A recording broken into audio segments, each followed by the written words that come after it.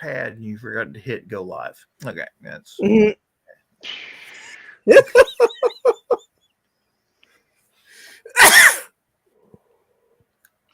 Folks, I'm sorry this is going to be the shortest recording ever. Good night, everybody. Okay. We have been talking about archaeology for 2 hours. Well, for an hour and 20 minutes. And I forgot to hit the damn go live. We've been sitting here talking like the show was running live, and none of us. That's why we didn't have any comments other than Dan's. Oh, God. Well, never fucking mind. I mean, seriously. And Carl's going to go, oh, shortest show ever. I like this. Do it more often. Oh, Lord.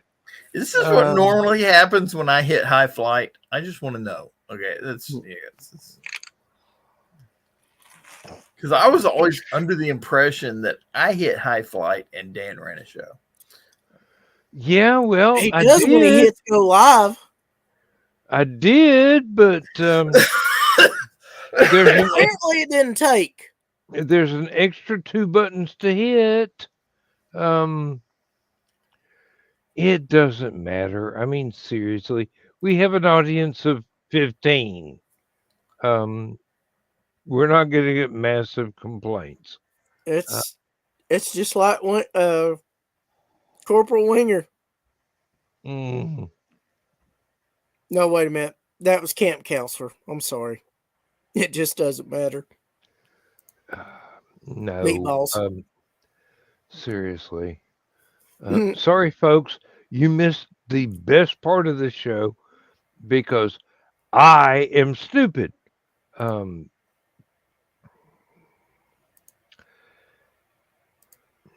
Well, let's just keep going. Screw it. All right. The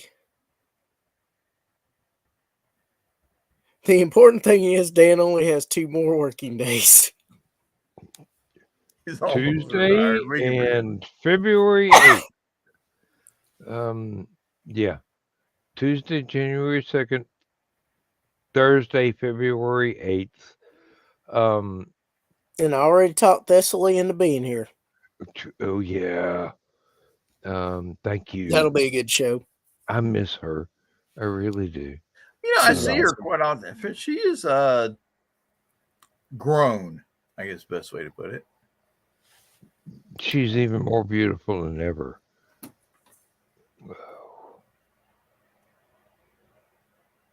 And excuse me, Thessaly, if I'm supposed to be saying they.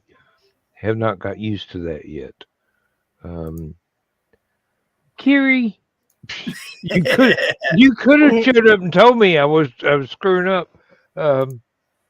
He was probably doing his own screen. You usually don't have a problem with that, but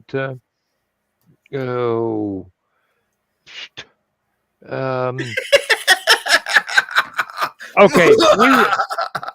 We went through the entire history of John in Germany. You actually go through this stuff again? Okay, hang on a minute. No, we don't have to. You can give the sum up a taste. I can't even remember how the conversation started. About you just started talking about your time in Berlin. I did. Yeah. And then we were talking about you started with F-104s that were at the airports, and then you moved started.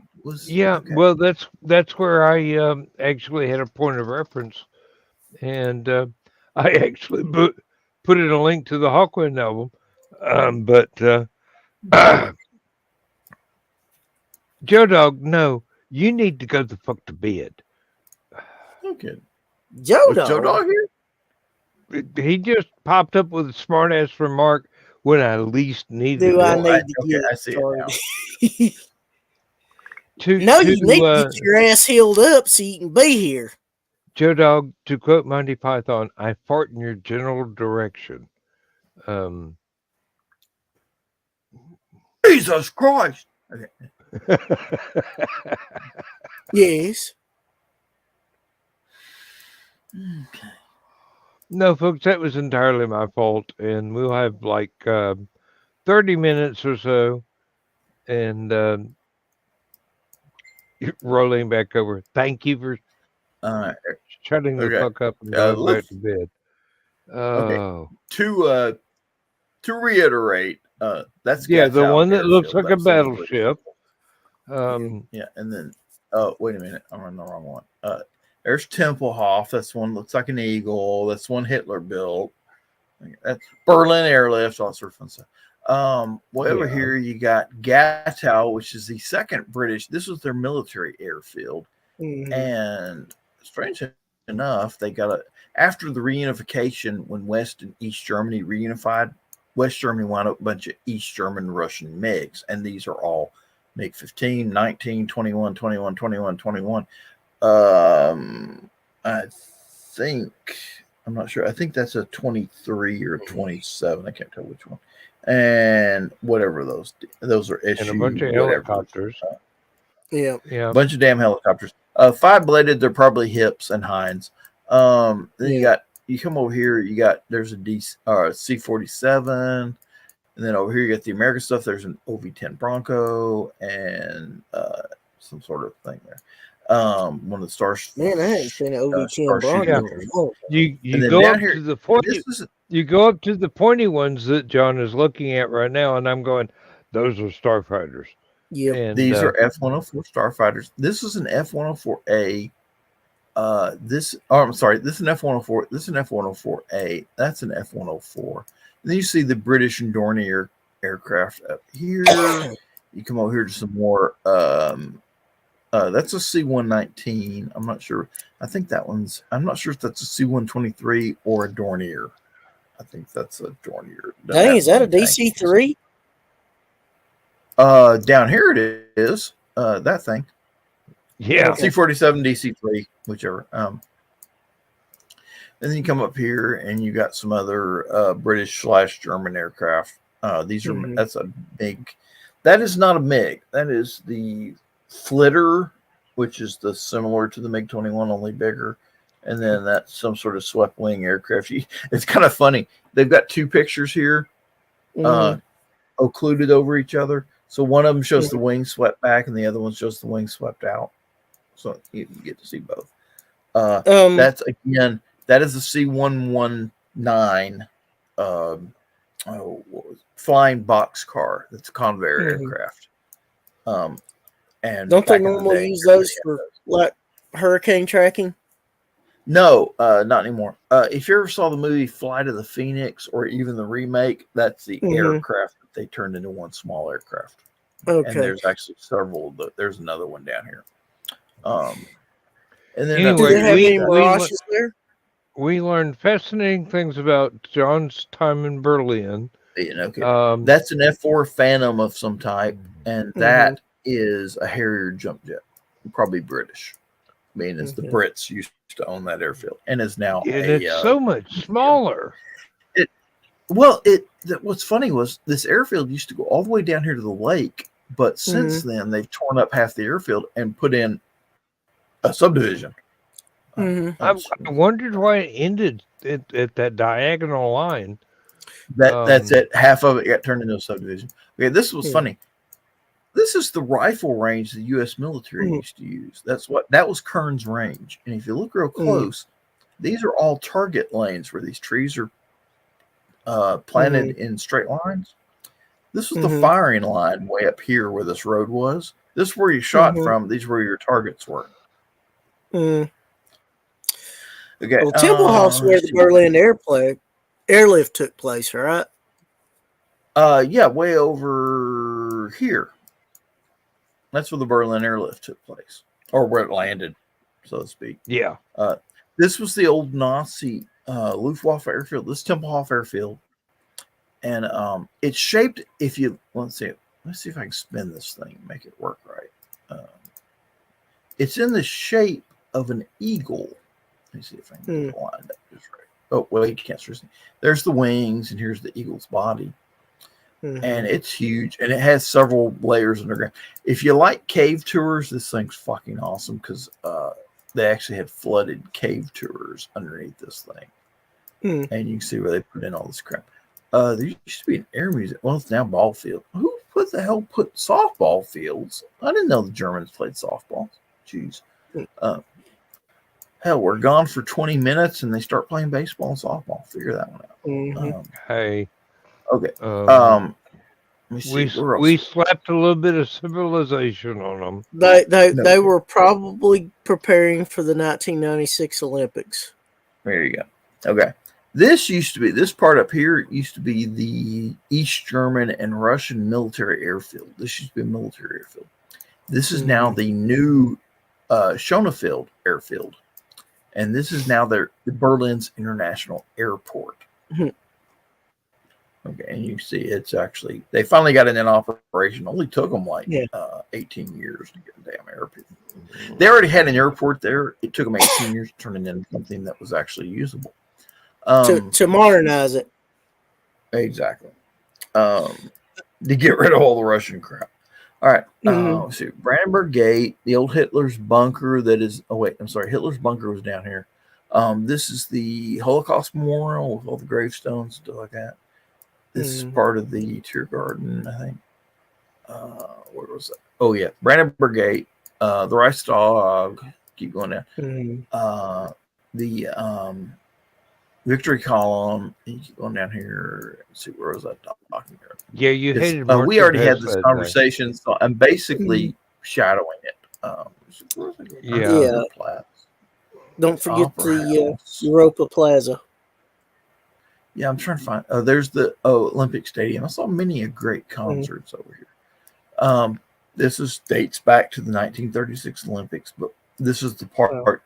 I actually ran into Ozzy Osbourne here long ago at the. Nice. Yeah, it's a big amphitheater. It's huge. And what you can't see is underneath these trees on your side of it are beer gardens. You can't see it from the trees. And it's kind of funny. This place was crowded as hell when I was there, and they're having this big Monsters Rock concert. And I was down here in the mosh pit with everybody, and I said, I got to pee.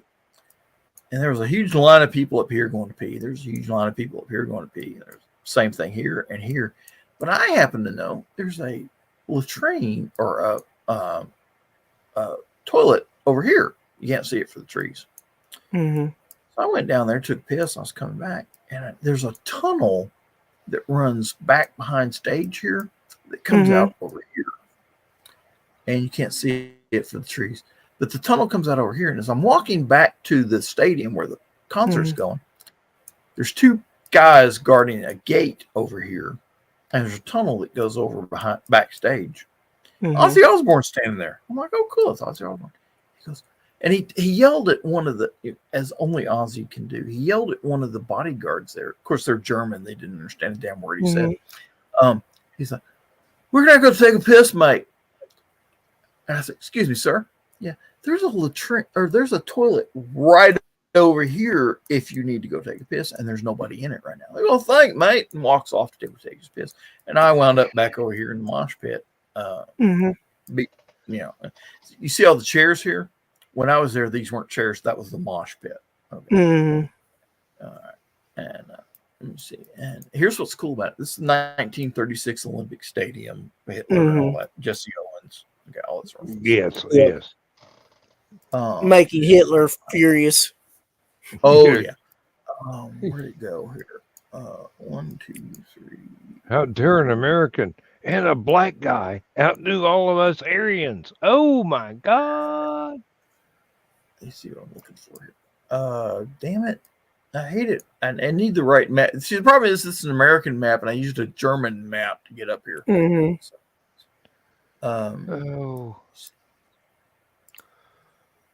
Oh, there it is. Okay, there's the train station. Okay. The Olympic Stadium, Berlin. This is the big train station going to the Olympic Stadium. And they built this back in the 36 Olympics to get all the Germans in to see the Olympics. Okay? It is now just a regular old train station. So you take the train here, you get out, you walk up the thing here. There's the Olympic Stadium. You walk down this road past the soccer fields and stuff, and there's the concert hall. Area here. Amphitheater. So it's that easy to get. Yeah, and you get drunk and you stagger back to this train station and you ride the train back to your barracks, stagger into the barracks drunk, and pass out drunk. It was a great way to see concerts. There was a lot of drinking involved, in case you didn't figure that out. What time period There's another one, the Olympic Stadium. Yeah, what time period were you stationed there? 84 to 91. Well, technically 90. I got out in December/January of 91. So you actually got to see a lot of things change during that time. Yeah, I was there when the Berlin Wall fell. That was, it's kind of funny. I spent the whole night. Let's see if I can bring this up again. I walked from. We went down here, and where's the big train station? That ain't it. Where's the big train station? Okay, it's hard to recognize all the stuff at the Berlin Wall as a reference, but let me see. Where's the Holocaust? Okay, there's that. Just find the Brandenburg Gate and go from there. Yeah, there's Brandenburg Gate. I'm trying to find check. Okay, there's Checkpoint Charlie. Okay. Here's Checkpoint Charlie. Of course, the Berlin Wall ran right down through here to here, and then up to here, and then down through here to the Brandenburg Gate. That was the Berlin Wall actually ran right in front of the Brandenburg Gate. Okay, this whole area was walled off. Okay. So we went down there, and I'm trying to find the train station that we were using to get there, which should be it's the main train station of Berlin. I should be able to see it from here. I should be able to see it from okay, there's Potsdam Platz. There's another train station just south of here. I can't find it without. Oh, wait a minute. There it is. Okay. Oh, wow. No wonder I can't find it. They covered it up with grass. Look at it. Yep. They made it green. It's now a soccer field. That's the main train station now. Okay. It's this big crossroad train station you see here in the picture. Okay. And there's the canal, and you come up. Okay, there's Mendelssohn. Okay, that was in East Germany back in the day. Let me see. That was East Germany. Okay, here. Oh no, I'm sorry. That was East Germany. This was West Germany. That wasn't there back in the day. That was a park. That was grass and trees when I was stationed there. All right. So it's kind of funny. This train station was closed. You see it's open now, but back then this was closed. You couldn't get in there. All right. And the Berlin Wall ran from Checkpoint Charlie.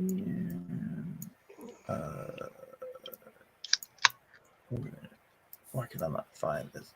You might be better off zooming out to. There it is. Checkpoint Charlie. The Berlin Wall ran right on that side of that road. Okay. And Checkpoint Charlie was here. So we went down here and we checked out. And Checkpoint Charlie, all these cars were coming through, which was really unusual. It didn't look like this back in the day. This was nice and pretty. Back then it was ugly and gray. Okay. And there's a big wall here. And there was just this one area where the cars could get in and out. Okay. So we walked down here to this wall. And the Berlin Wall was right here. And oh, no, I'm sorry. I need to go down a little further. Berlin Wall. There was Checkpoint. Damn it. Okay. So it cut over and then went up. We walked down the wall, walked up here, and you walk down this park, and there's Brandenburg Gate. And this is where everybody's beating the hell out of the wall. And we're like, oh, that's cool. I'm surprised nobody's shooting AK-47s at them. And we got down here, and there's this big square section right here in front of the Brandenburg Gate. And I was standing there. And Dan Rather, perhaps you remember him from CBS Evening News. Yes. Was standing about right here. Of course, there was a big wall right here back then. And he was doing, and they had this satellite truck, and he, do the thing. And Ronald Reagan, I didn't know he. Anyway, Dan Rather was standing here, and like every 15 minutes, he'd do a report about what's going on in Berlin. We're like, oh, that's cool. So we did that. We walked around here for a while, beat the hell out of the Berlin Wall sledgehammers, and then eventually we walked all the way down here Where's the Europa Center? See, I hate telling this story because I can't find everything I'm damn looking for. Ernst Reuter Technical University. Oh, come on, John. It's a zoo. How fucking hard is it to find? Charlottenburg. Why can I not find this? This is ridiculous. I lived here for damn near 8 years. You found it an hour ago. I know, that's what's killing me. Kaiser Wilhelm. Oh wait, duh. There it is. Okay, this is where Ernst Reuter, who was the mayor or the president of Berlin at the time, he had flown to Poland to talk to Lech Walesa. Okay, when he realized what was going on, he flew back into Berlin. Okay, Berlin is not the place where he's the most popular. He's a Frankfurt guy from out west. He flew into Berlin. They brought him down here. And in this area right here, they set up a stage, set up a PA system. And in the area that I'm showing you highlighted in this picture, there were 5 million Berliners. Wow. In this picture. Yes, you can't imagine it. Unless you were in that crowd, you just can't feel it. Now, that's from both sides?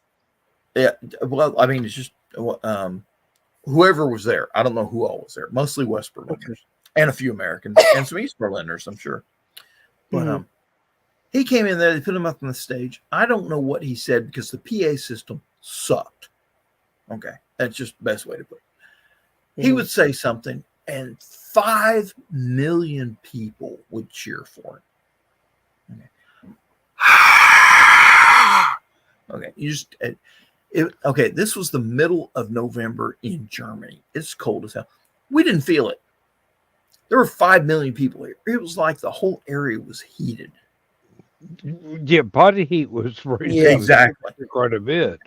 He would say something. And again, PA system was horrible. I could not tell what he was saying. He would say like 5 words, and the whole crowd would go ballistic. Just, yeah. And he'd say something else, and like 5-10 words, and you hear this. Yeah. This went on for like 30 minutes. Okay. And I don't know what he said. I don't know what they were hearing, but I was proud to be a part of it. And to give you an idea, I was literally standing right about there when all this was being said. Hard to tell because it's hard to tell where you are when there's 5 million people crowding in around you. Yeah. So he said that, and everybody that I was with was like, "Oh man, this." We had been in Berlin, and we had put up with all this crap for all these years, and it was literally, you saw your mission coming to fruition. You'd won. And American soldiers, strange enough, we don't get to win very often without killing people. And yes, a few people had died during all this mess, but it was just, you got this feeling, and you just can't explain it to most folks, of our mission was over. All we had to do now was clean everything up, turn off the lights, and leave. And just, anyway, I spent a few of my friends headed back to the barracks because they had duty they had to get ready for and stuff like that. I walked way back down here. And here's what's funny. This whole night, I was drinking beer. I was fairly, I wouldn't say drunk, just tipsy. Okay. I didn't buy a beer the whole night. People were walking around with cases of beer. They would hear that you were an American and that you had helped make this happen. You had stood by the Germans until East Germany quit. Until the Russians quit, they had to sell their military gear to buy train tickets to go home. Okay. You could literally buy landmines and surface-to-air missiles in the flea markets around Berlin. I'm not kidding. We had lieutenants that would literally, they would draw out several $100s, drive around to all the local flea markets and buy up ordnance Okay. Night vision goggles, landmines, surface to air missiles, whatever, from these flea markets, just so they wouldn't be out there on the terrorist market. And Arabs paradise nowadays. Well, back Didn't then, some- the thing was, Berlin was a closed city. They didn't just let anybody in. They didn't have to. Yeah. The East Germans Yeah. and Soviets got most of that crap out. So, anyway, I spent the rest of the night. I went back down to here to the Brandenburg Gate, talked with Dan Feather. Oh, cool. And I told him what I was seeing. And so like, okay, cool. Well, I walked way back down here, down the Berlin Wall, and went down to Checkpoint Charlie. All my friends had gone back to the barracks because they had shit to do. I was sitting down here at Checkpoint Charlie. I was right about here. And there was, of course, the wall ran down through here. And there was an opening right here. Now, back in the day, there was a checkpoint over there where they checked your ID before you, as you entered and as you left East Germany. These guys, and I saw this Trabi, had 4 people in it, little economy car. He pulls up to the checkpoint, they show off there, and he went in and basically wrote down their names and passport numbers, whatever you want to call it. Said, okay, y'all have a good evening. So they get back in the car, and when they came to the checkpoint, they came in from way down here, came into the checkpoint, and they turn off their lights. And there's a big sign that says turn off your lights. So they turn off their lights, come at the checkpoint. They go to the office. They get their passports checked. The guy says, okay, you're good to go. So they come back to the Serpentine, and they're heading out. Now, I'm standing right here. The wall runs down through here, and there's a East German guard with an AK-47 standing right here. The guard comes down to the Serpentine. He's getting ready to go out. And just as he's getting ready to enter West Germany, the guard that's standing here pulls out his AK-47, steps out in front of the car, holds up his hand, halt. And you could see just when he did this, their eyes got this big, just big as dinner plates. And they had this look on their face like, oh, God, we almost made it. Should I run him over and just keep going? They had that look on their face. They panicked. He walks over, tells them to roll down their window. They roll down their window. And I don't know a lot of German, but I understood enough to understand what he was saying. He leaned into them while they opened their window, and he goes, don't forget to turn on your lights. Have a nice night. And just the whole car, just like, oh my God. They flip on their lights. He comes walking, and as he's walking back over, he knew from looking at me that I was an American soldier. And he looking at me. He had this grin on his face. If I got to be here all goddamn night, I'm going to have fun with it. Yeah. And he walked back over there to his guard station, and this Trabi full of East Germans went rolling through. And I'm like, well, like I said, I'd been there all night. I had not bought a single beer the entire night. I still had cans of beer in my pockets, in my jacket. Okay. I walked over there to the wall. I pulled out one of the beers from my pocket. I set it on a little ledge next to that guy in the Berlin Wall. I looked at that East German soldier. I go, brother, I don't know if you can understand a word I'm saying, but you deserve a beer for that. And just left it sitting there on the wall, and then walked back up to the Brandenburg Gate area. And I wish, it's one of those things that you wish you could do now that you're older. I wish I could go. I wish I could get this out on the air where people in former East Germany could hear it. That I left that guy a beer. And I would love to see some old guy sitting in a house somewhere in Germany going, hey, I know that guy. And Yep, exactly. And it would be nice if he had translation software so he could join in on the show and say, I remember you. You give me beer. Thank you. It was not a good beer, but it was a free beer. It was a can of Schulteis, and that was the West German beer at the time was Schulteis. So, and you were right, it was not technically they were okay. It was not. It was beer. German. It was cold. Yeah, it was. It was mass produced. We are heading west. I'm sorry, we're heading east from west. This is Museum Island again with the Pergamon Museum. For those of you who didn't hear the show earlier because Dan didn't hit the damn button, the Pergamon, if you ever get a chance, Museum Island in former East Berlin is now just part of downtown Berlin. Let me see. Let me get the map oriented correctly. Oh, wait. Okay, there we go. Museum Island is an island in the middle of Berlin. It has a Spree River and a canal from the Spree River running around it. There are 5 museums on this island. And the Pergamon Museum, which I'm highlighting here, is awesome. Wow, they've John is expanded partial that to museum that big times. I am, because strange enough, when I was there were 5 museums on the island. Only one of them was open. It was the Pergamon Museum. The other 4 still had bomb damage from World War II. Matter of fact, that one was ate the fuck up. The Bode Museum. Oh, that's cool. That's cool. Bode Museum. Okay. Because he's the guy that why they call it the Bode Museum, I don't know. Because he's the guy that opened this museum. Just so you know, see this section here and this section here? They weren't here back then. The Pergamon Museum was just this section here. Just the blue. So they've added wings. I'd be curious to see. Let's see now. Where's Alexander? Oh, here's Alexanderplatz. There's the funky little ball / antenna thing that they got there. I didn't get to go up in that. There was at the time there was a really nice restaurant up here, but it's one of those nice restaurants you had to have reservations for, and I couldn't go up there. This was, let me see where I'm at. This was their main shopping center back when it was communist East Berlin. And while I was there, I bought a tank.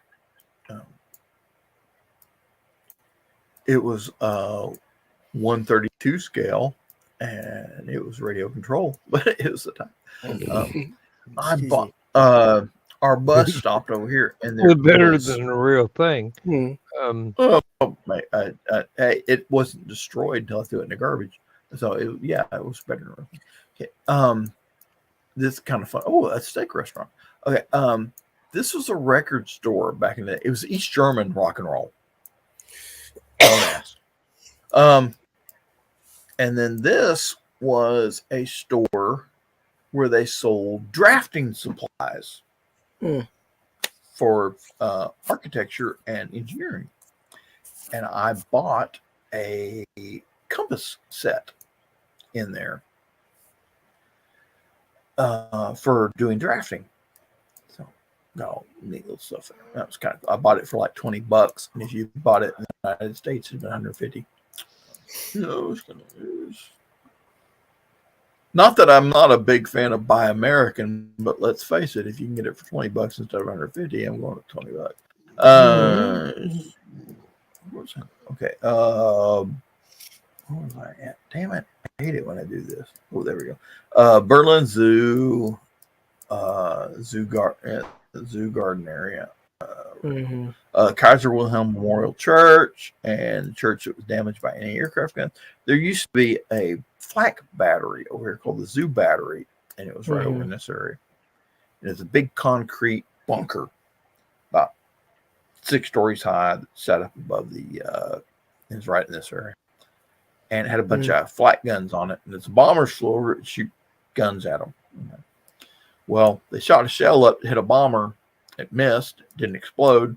So it flew up in the air, went to terminal velocity, dropped back down to the ground, and blew the hell out of this church right here. Dang. Yeah.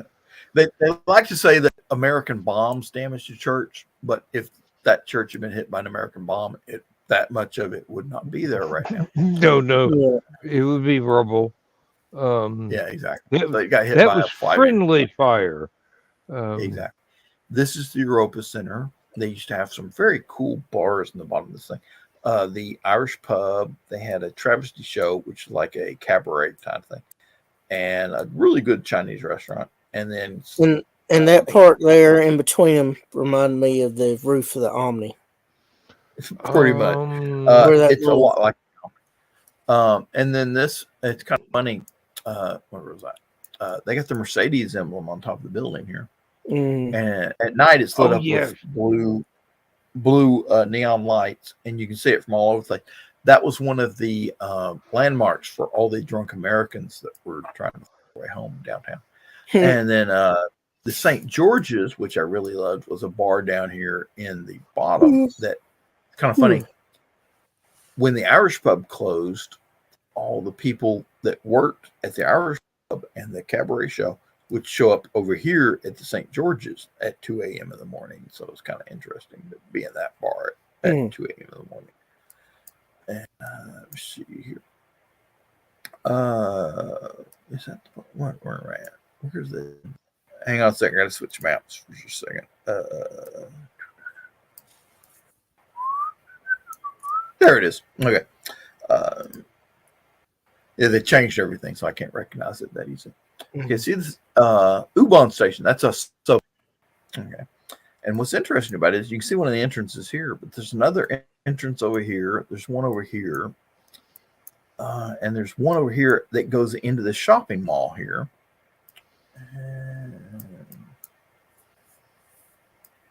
Come on. Oh, was this the location for the soccer hooligan riot that you were talking about earlier? No, that was back at the conversion.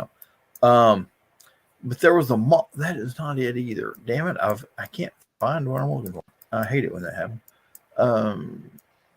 Oh, there it is. Well, okay, hang on a second. It's been a Everything's few years changed since I was a kid. You know, this was 85. Okay. There's the U-Bahn station. That's the elevator that goes down into it.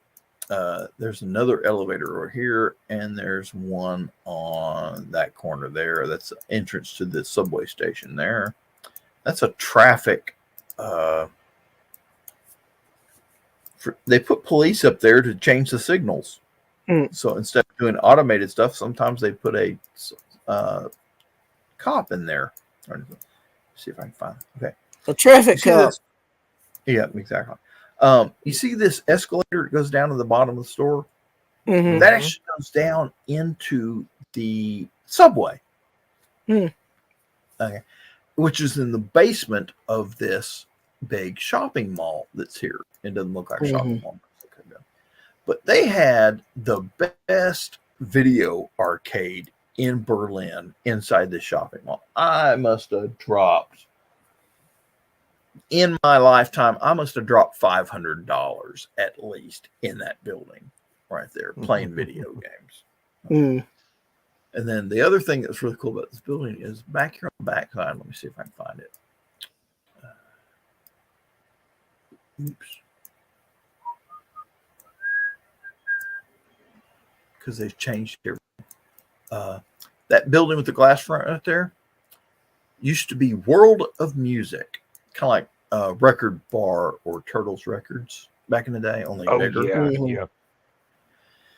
CDs, tapes, and LPs. And I cannot tell you how many tapes and cassettes and LPs I have bought in that damn record store. Give you an example. I bought the entire Tangerine Dream collection on LP record out of that record store. I bought, see, what else did I buy in there? Tangerine Dream. I bought the Flashpoint soundtrack with Treat Williams and Chris Christopherson in that record store. And several other things that I can't remember. And there's Los Angeles Flats. Hey. Let me see. The soccer riot. I got to tell you all the soccer riot story, but again, thank you for not hitting that button, by the way. Just figured I'd mention that. Okay. This goes. The Chinese restaurant. Me and some friends of mine. This used to be a Chinese restaurant here on the second floor. That was actually. Now, the building didn't look like that back then. It looked a lot different. But we were up here in a booth right inside that window. Now, back then, when West Berlin was West Berlin, East Berlin was East Berlin, the zoo station here was the main train station for West Berlin. We're sitting up here eating our Chinese food, when a bunch of police vans show up and they park right here. We didn't think much about it because we're eating Chinese food and getting drunk, as soldiers are wont to do.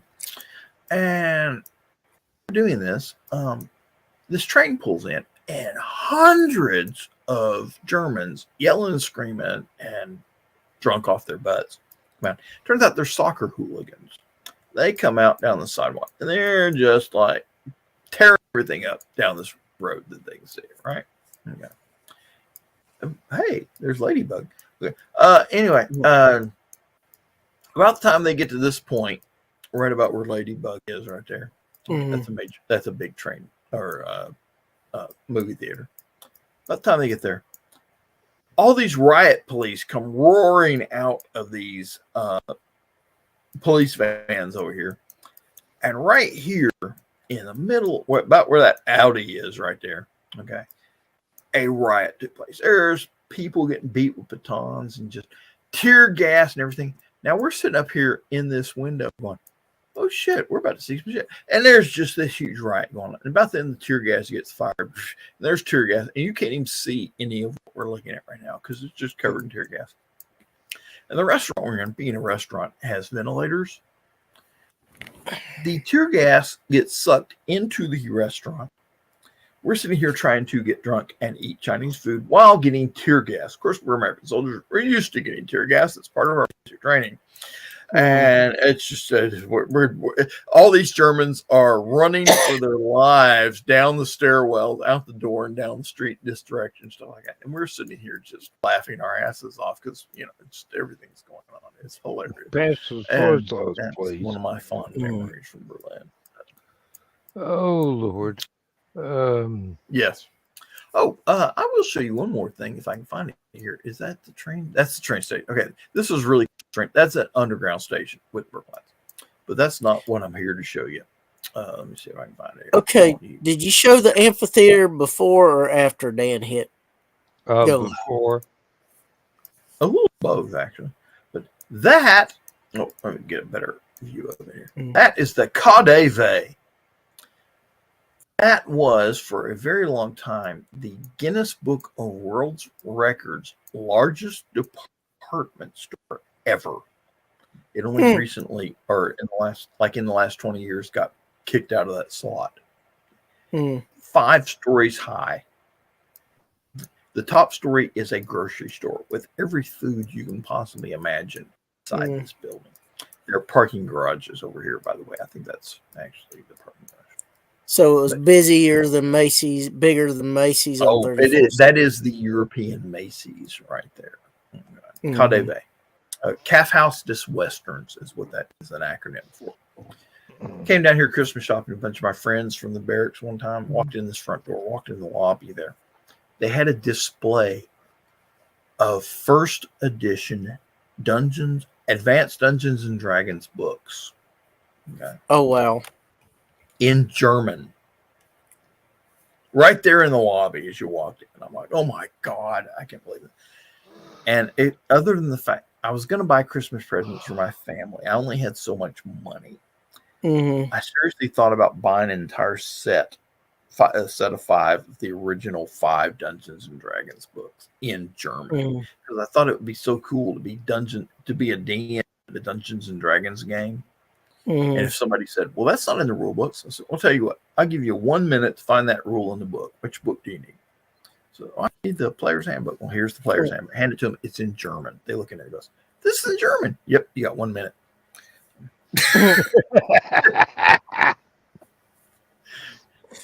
Take that, rules lawyer. Okay. So I said, I got to come back here and buy some of these. So we went into our Christmas shopping, came back out, and got back on the U-Bahn, headed back to the barracks. And literally 2 weeks later, when I got paid again at the end of December, January 1st, because you get paid every 2 weeks in the military, came back. They didn't have the display anymore. They didn't have the books anymore. Sold out. Just continued. I think they may have sold out. I hope they sold out, but my bet is they didn't. So when you saw Ozzy Osbourne, was that during the Okay, Ultimate wait a Stand minute. tour? Did I not? Okay, not a. Hang on a minute. Let me find. There it is. Okay, this is the 1936 Olympic Stadium where Jesse Owens kicked the shit out of Hitler. Okay, this is their soccer field, and way over here, this is the amphitheater. I've seen many a really good concert there. I've seen Monsters Rock, ZZ Top. I've seen SMG, other really good DC. And we're here at this Monsters of Rock, and this, you see where the chairs are, this was a mosh pit during Monsters of Rock. Okay. Now, what y'all can't see in this picture is right over here, there's a vending area for beer. Way up here is a vending area for beer. Same thing over here, and same thing down here. Okay. So I come down here. There's a little tree over here next to the beer place. And I'm like, that one's crowded. I'll never get in there. That one's crowded up too. I looked up here. That one's crowded.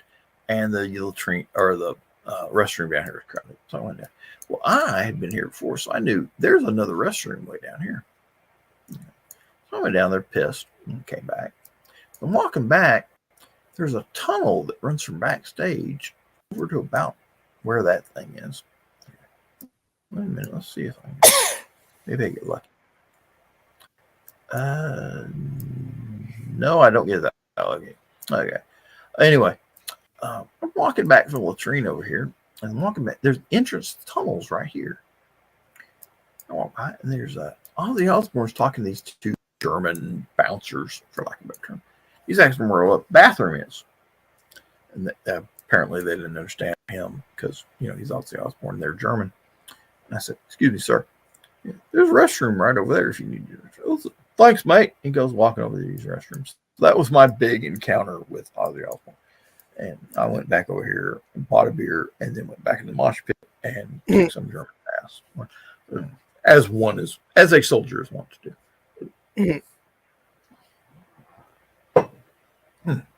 Yeah, it was a cool story. It is. And then let me show you. While we're here touring Berlin, let me show you a other cool thing.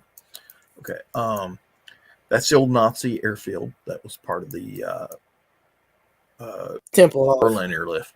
They also, if you ever saw the movie Valkyrie, they used part of that for the movie. They actually used several parts of this for the movie Valkyrie with Tom Cruise.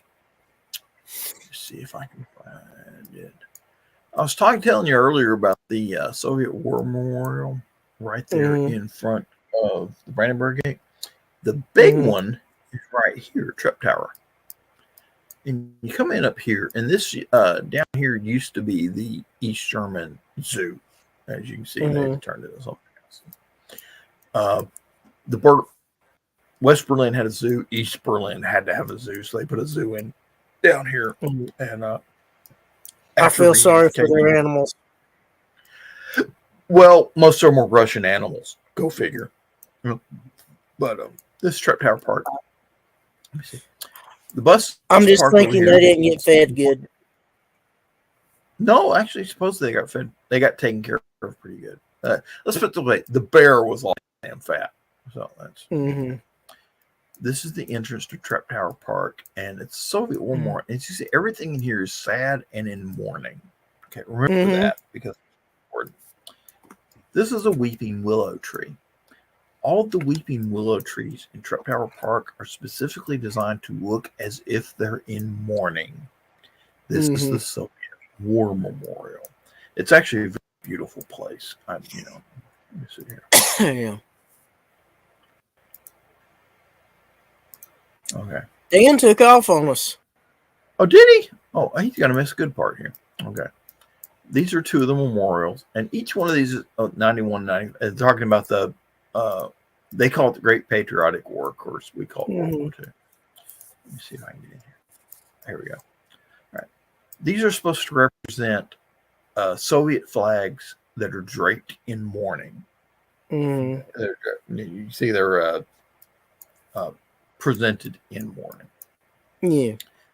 This statue represents an old man that's fighting for the Soviets.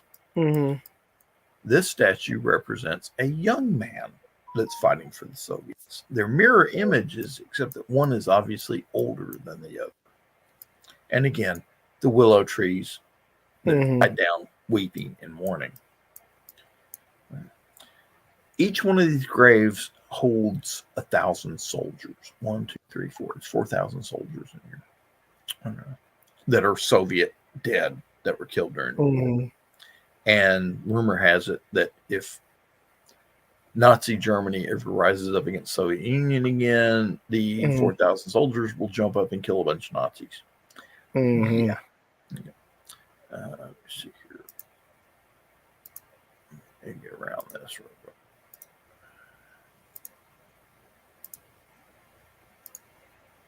I'd be willing to bet they buried an atomic bomb in there, and if the Nazis ever come to power, they'll nuke Berlin. But that's just me. This hill. Let me see if I can get up in here. There's the Mother Russia statue holding her children, and then see. Oh, don't let you in here. I have actually been in here, and it's kind of cool. There's an eternal flame. I think, if I remember, inside this building, and it's a lot kind of thing. Yeah, and they always put fresh flowers and stuff like that in it. But it's a huge mausoleum kind of thing, and it's really if you ever get in, if you're ever in Berlin, give it the go. All right. Yeah, look, All right. that's going to happen. You never know. Okay. Now this is interesting. This is the East German version of Disney World. Okay. They've been trying to sell this thing ever since East German government closed. And let me see here. I bet. Oh, they took. Oh, wait. No, they did not. Cool. It's kind of a European Hansel and Gretel kind of thing, as you can see. Okay. But the reason I'm showing you that, if you ever saw the movie Hannah, the one with Saoirse Ronan,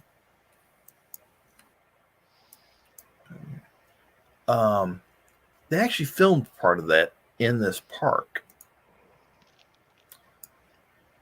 when she's running from the East German agents. So I wish I could find the part. Saoirse Ronan is a very lovely looking lady. She is very lovely, yes. And in the movie Hannah, this was the park where she hung out with the guy. And oh wait, what? The one that I remember her from is she played the daughter of Arnold Schwarzenegger in The Escape Plan. Really? Yep. She's really beautiful in that one. I do not remember. Okay, this is where she got shot, actually. That's right. Spoiler alert. And then she got eaten by a dinosaur. No, I'm just kidding. It could happen. Yeah, it's kind of sad that didn't go nowhere because hey, if Six Flags had bought that, that'd been an awesome Six Flags because it's about that size. Six Flags ain't the greatest of shape now. Well, there you go. Well, they started that whole trying to keep all the gangbangers out and pissing off all the paying customers. If it didn't cost like $75 a ticket to get that's another thing. They've kind of priced themselves out of a product. Okay, this back in the day, this used to be a training area called Doughboy City, and you can see where the Berlin Wall ran back in the day. This was a major American training area. And they've torn down all the buildings we used to train in, which is really sad. This right here used to be a firing range for grenade launchers and mortar submunitions, like 400 meters through here. And then this was all combat in the city. There were concrete buildings up to 5 stories high that you could fight in. And wow, I had a lot of fun there. And it's after the Americans pulled out, they turned it over to the Germans, and the Germans tore everything down, and now there's nothing left except trees and roads. Yeah. Kind of sad. Well, now, guys, it is 3. It I'm is sorry, I couldn't hear you. 3:16, and I'm about to leave because I'm fading fast. All Well, right. Okay. You remember I was thank telling you you about how the East Shermans would fertilize their fields with manure, Mhm. and it, these were some of the fields that they would. I mean, you can just see Yeah. all this farm field just forever. It's surprising that there's that much farmland in the heart of Berlin. Well, give an example. You can tell exactly where the Berlin Wall ran down through here. Hmm. Now it ran down through here and then cut across through here. Hmm. There's Telltale. Okay, I'm sorry. It ran down through here and then it ran somewhere up through here, and then you see the Telltale Canal. Berlin has a lot of canals, strangely enough. There's the steam plant. That was the other landmark I was telling you about. Was the steam plant over here? The steam plant had 3 chimneys that were like, each one was like 1,000 feet high, and you could see it from just all over Berlin. So, where is? I've lost my barracks. Damn it! Well, Wait, no, went too far. I will bid y'all good night. Good night, Chris. Have a good night, Dave. Good night, Chris. See you next year. Yep, go good, guys. There we go. Okay.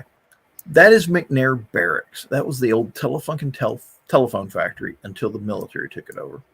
And there's the 4th of July Platz, which was the big training area here. There's a clock tower at McNair Barracks. This is a famous cemetery.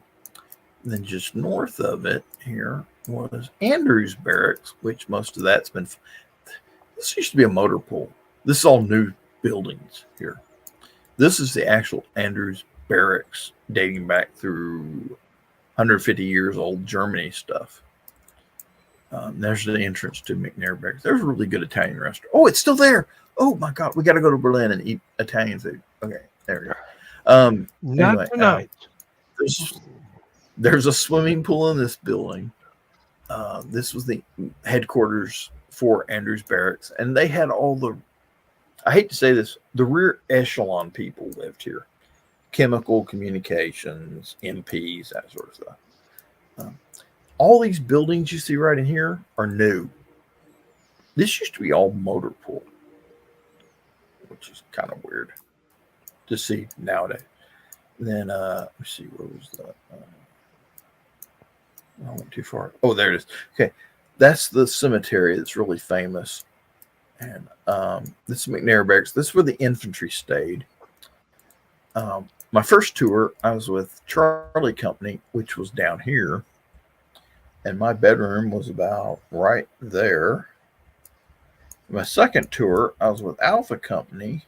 And I had several bedrooms during the time. I had a bedroom here, I had a bedroom over here, and I had a bedroom over here. You got around, didn't you? Well, they moved me around a lot because I was getting promoted a lot. Lucky me. 4th of July Platz. This is where we marched for the 4th of July parade, which is how it got its name. 4th of July Platz. Place of 4th of July. This was part of 5th Battalion. This is where the snipers and special forces people would train with their weapons. This is an underground shooting range.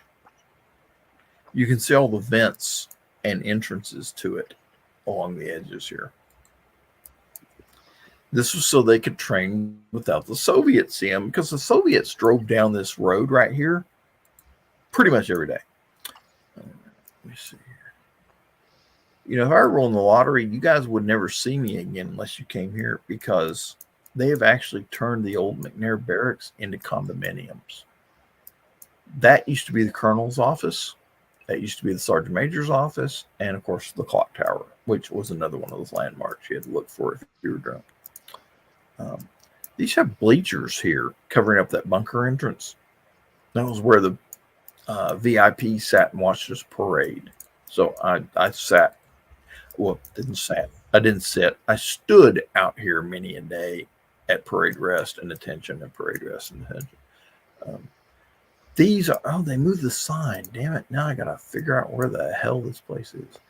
All those oh, wow, nice. They added balconies. That wasn't there when I was a kid. Cool. They turned this all into condominiums. You can buy apartments in here. And if I ever win the lottery, I'm going to buy me an apartment in here somewhere. I would love to get one overlooking this area. Okay. That was our chapel. That was where the chaplain lived. This was, and in order, this was the Rod and Gun Club. And this is Stars and Stripes bookstore. This building wasn't here back then. This was where the Western Union and the Telephone Exchange was. And then the NCO Club was down here. The video store was down here. And this was where the back gate was. And this was all ammo bunkers when I was a kid, all through there. And this was a gate where you came in from the back gate. And then these were all ball fields and tennis courts. And this was 5th Battalion's area. That's the old bakery right there where they used to bake bread from there. This building wasn't here. Oh, hey, they still got tennis courts. Okay, that was there. The bank was over here. The barber shop was over here. Tailor shop was back here. Movie theater was right there. PX was right here on that corner. The burger bar was over here. The laundromat was over here. And then this was all fields and burger bar and stuff like that. Ooh, crane. These were ball fields. These were ball fields. The training area and the obstacle course were over here. This was the steam plant originally, but after I got there, the steam plant had already closed. This was now the gymnasium. Wait, it still says McNair. Hang on a minute. McNair Barracks. Well, duh. That's not the barracks. That's the fitness. That was a gym, dumbasses. The dental clinic. Yeah. The dental clinic was right here. Okay. And the front gate was right here going in. Let's see here. Change. This was 6th Battalion's motor pool. This was 5th and 4th Battalion's motor pool. And the Special Forces had a building over here. It's Home Depot now. Go figure. Let's see. And if you ran down this road, we used to run PT every morning. We'd come out the front gate, go down here to this corner, go down this road, down to Telltale Canal, which was right here. Okay. And you can see the park, they've got this runway down the side of the canal. Everything on this side was East Germany and communist soldiers. Okay. So we'd run down here, go down to this path, and our whole company would run down this path. And all these guard towers along the East German side of this canal would turn on their spotlights and track us as we ran down the canal. You had these German soldiers tracking us with spotlights all day. And we would be, yelling cadence and stuff like that. And if we really wanted to scare them, we wouldn't start singing cadence until we got about right here. And just like all of a sudden, the whole company, 150 guys start yelling, screaming. They flip on their spotlights, scare the shit out of them. Well, you had to keep them occupied somehow. And we would run down here, down to the bridge, across the bridge, back down the canal. Where's that bridge we used to run down to? That ain't it. There it is. We'd run down to this bridge, and the bridge was blockaded. You couldn't go across it back then. And we'd run up to this bridge and then run back up to where is was it Lichtenfelderstrasse? There we go. We'd run down here and then run back up this way, which I believe. Oh, this was the Christmas store. This was part of the PX system. There was a Christmas store here, is what they called it. It sold a lot of other stuff, but it was called the Christmas store. And then, let's see, where was it? There was a bunch of buildings there. Ford Motor Company. Let's see, where am I looking? Oh, here it is, I think.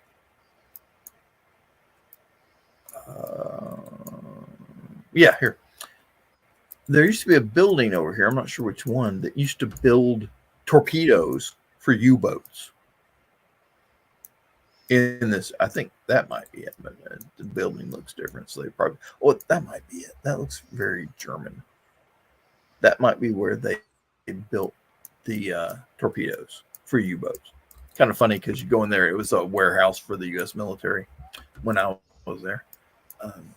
Anyway, we'd run back up to our barracks past the Fort Motor Company and stuff like that. Where's McNair Barracks? Oh, there we go. Come on, you. There we go. And we run back in the front gate and then go shower, shave, and get ready to do stupid shit. And that was pretty much my 6 o'clock to 8 o'clock routine every morning for 5 years. That's quite a bit of area to cover in 2 hours. I'm impressed. Yeah. U.S. Embassy. I don't remember the embassy being there. That's kind of, oh, it's an office. U.S. Embassy office. Okay. Where is, damn it. I hate when I do this. Where's, wait a minute. I'm going to switch to map real quick. I found it better. Play plots.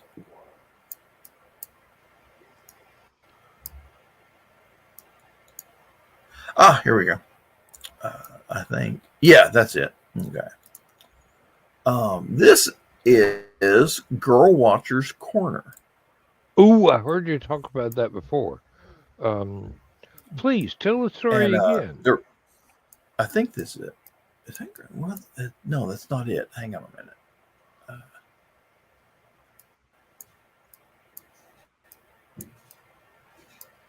I went too far. There's the train station, I think.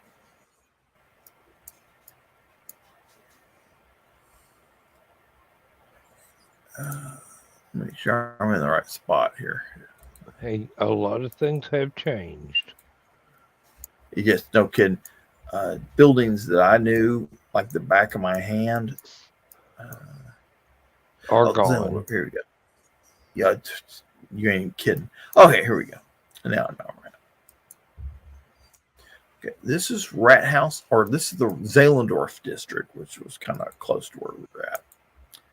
And that's the train station at Zehlendorf. And it's kind of cool. There were little kiosks for like fruits and vegetables and stuff like that down in here. I used to get newspapers here and read them. And of course, that was the main S-Bahn route. Blockhouse, which is a steak restaurant now, that's their version of Radio Shack, by the way.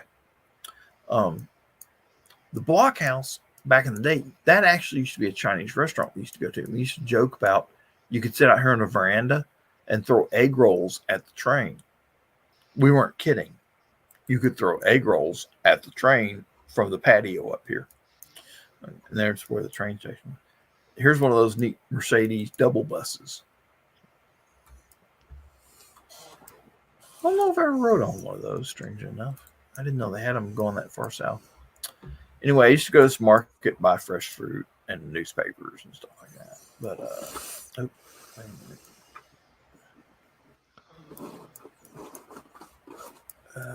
Girl Watcher's Corner. Rat House Sailor, that's the government building in this area, is the Rat House. Okay. Good name for a government building, yes. Exactly. Good name for a government building. Okay. That's the government building over there. That's Rat House Zehlendorf in that area. This is Girl Watcher's Corner. And I cannot tell you, I have still got boxes full of pictures from my 35 millimeter camera that I had developed at that photo place. This used to be is that yeah, Woolworths. Okay. Used to go in there and buy all sorts of stuff. Jesus. They've still got a Woolworths? They still got a Woolworths. We don't. Surprise, they're still in business over there. That's where they started, and they do a good business, and nobody cares if they don't like, Okay. Thoben, which is a bakery now, that used to be a imbus stand that did doner kebabs, Turkish sandwiches, kind of like gyros. Yeah. Those were the best gyros in Berlin, was in that shop right there. And then back over here, they closed. No, wait, that's the other side of the Woolworths. And then there was really good steak. They went out of business after the military left. There used to be a really good steak restaurant over there. Yeah, really. It's an empty But lot now that the Americans are gone. yeah, There was a shop over here. One sold knives. I think Gullmaster. This one sold miniatures for military gaming. What were called military flats. yeah. They were 2D miniatures for like Napoleonic Wars and stuff like that. Yeah. And then this store here used to sell knives and stuff. I don't know if they still do that. So, Hey, I don't see a knife store going out of business. you never know. But they sold German steel, which was really nice. Now up here you got Oscar-Lena-Heim, which is a hospital. Come on, computer. There we go. And it's a big. This whole. If you live in Chattanooga, you consider it to be something like Erlanger Hospital, Memorial Hospital. It's that big. Oscar-Lena-Heim. Let me see here. Where's the train station? There we are. There's the Oscar-Lena-Heim train station. That was the U-Bahn. That was one of the main U-Bahns that all the Americans. You rode the bus down here, got on that train to take you everywhere else. The AFN radio station and the swap shop used to be in this area. Oh, Japanese German Central Berlin. Okay, so apparently the Japanese bought this thing. This was Clay headquarters, where the general for the American forces lived. Before that, this was the air ministry for the Luftwaffe. If you go inside this, it does look kind of like a building right fortress. yeah, if you go inside this front, that was where the entrance to the general's headquarters was. If you go inside this building and you go inside this big spiral staircase, and you can see this if you ever see the movie Valkyrie. If you go inside that staircase, there was a swastika in the floor, in the marble floor, right at the base of this staircase in this area, right? They covered it with a carpet. Every time we were on Clay headquarter guard, we'd go over there and lift up the carpet just to look at the swastika. And that was the guard building for the Clay headquarter guard. And that was the back gate. And this was the front gate. And I think the State Department still, there it is. State Department still has something to do with this building. There we go. What is that called? Come on. Yeah, Embassy of the United States of America Consular Department. That used to be State Department. I don't know if that's still the same thing. The American gas station. That building wasn't there. That was the American gas station. And where that pond was, that was the parking lot for the commissary. The main PX and commissary, and the class 5s or the class 6 store for the alcohol here. Burger King was over here. And this was the American school. And all these buildings you see here were that was the housing area for the American soldiers' wives and children. I'm trying to remember what it's called. This was that was the movie theater, and now it's a British Air Museum. Figure that one out. And if you hadn't noticed, Emily has just joined us. Hey, welcome how you doing? Welcome to John's memories of being in Germany. That's awesome. Yeah, this was the gym. It and is the awesome. It really is, because he experienced history that we only get to read about. Exactly, and that's really cool. Are we live, or are we? Yeah, we're live. We're live. Yeah, I finally remembered. We're live remembered now. to hit the damn button. The first hour and a half of the show got vanished because I forgot to hit the button to start the show. That's great. Yeah, I know I'm stupid. But you know, you see all this bit right here? This was all the tank barracks and the tank motor pool for the 40th Armor Company that was stationed in Berlin. And this was their ammo area. You can still see the ammo bunkers that were there for the tank ammo. And that was, we call this the ASP, This was where all the mortar and artillery and tank ammo was located. So if war ever broke out, that'd be a very busy place. And then let me see. I'm trying to find the demo range. Oh, you showed that earlier where basically there No, were no. stripes in the trees where, hey, No, this that is was how that was far we the, can shoot that was the these. rifle range. Yeah, that was the rifle range. This is where we blew stuff up, and I think that's one of them there. They've changed it since then. Looks like you blew that particular area up pretty good. Strange enough, the French were in charge of that. So yeah, I did get to blow stuff up there, but it was under French supervision. Let's see here. Oh, I know something interesting to show you guys. There we go. You ever heard of the Bridge of Spies? Yes, That's it. that was the one where the exchanges were taking place. Yes, and back in the day, the center of the bridge was blocked off. This was the Russian East German side. This was the American side. And let's see, how long ago was that? Yeah, I suppose I can talk about it now. It was a There were long several time ago.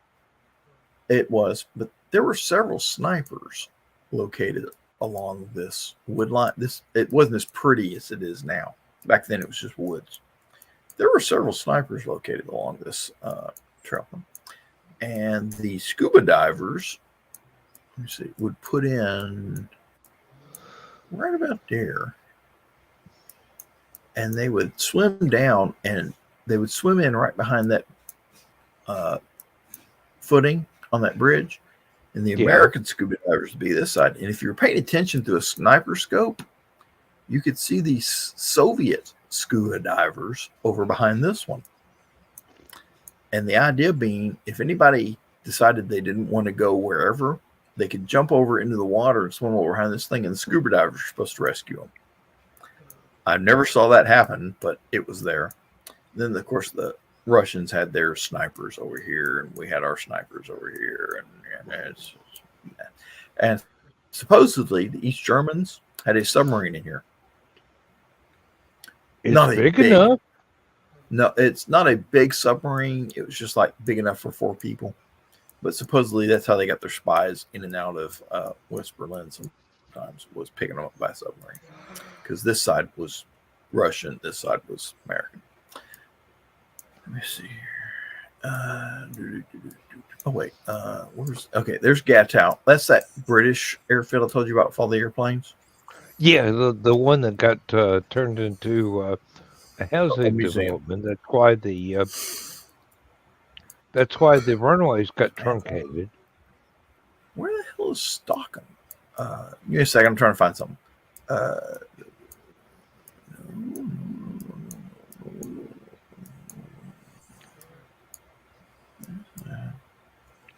Oh, wait. There it is. Okay, found it. Okay. See this here. You can see the old World War II runway still in the field here, right? But they covered it with solar panels. Oh, wow. Damn, yeah, cool, those are huge.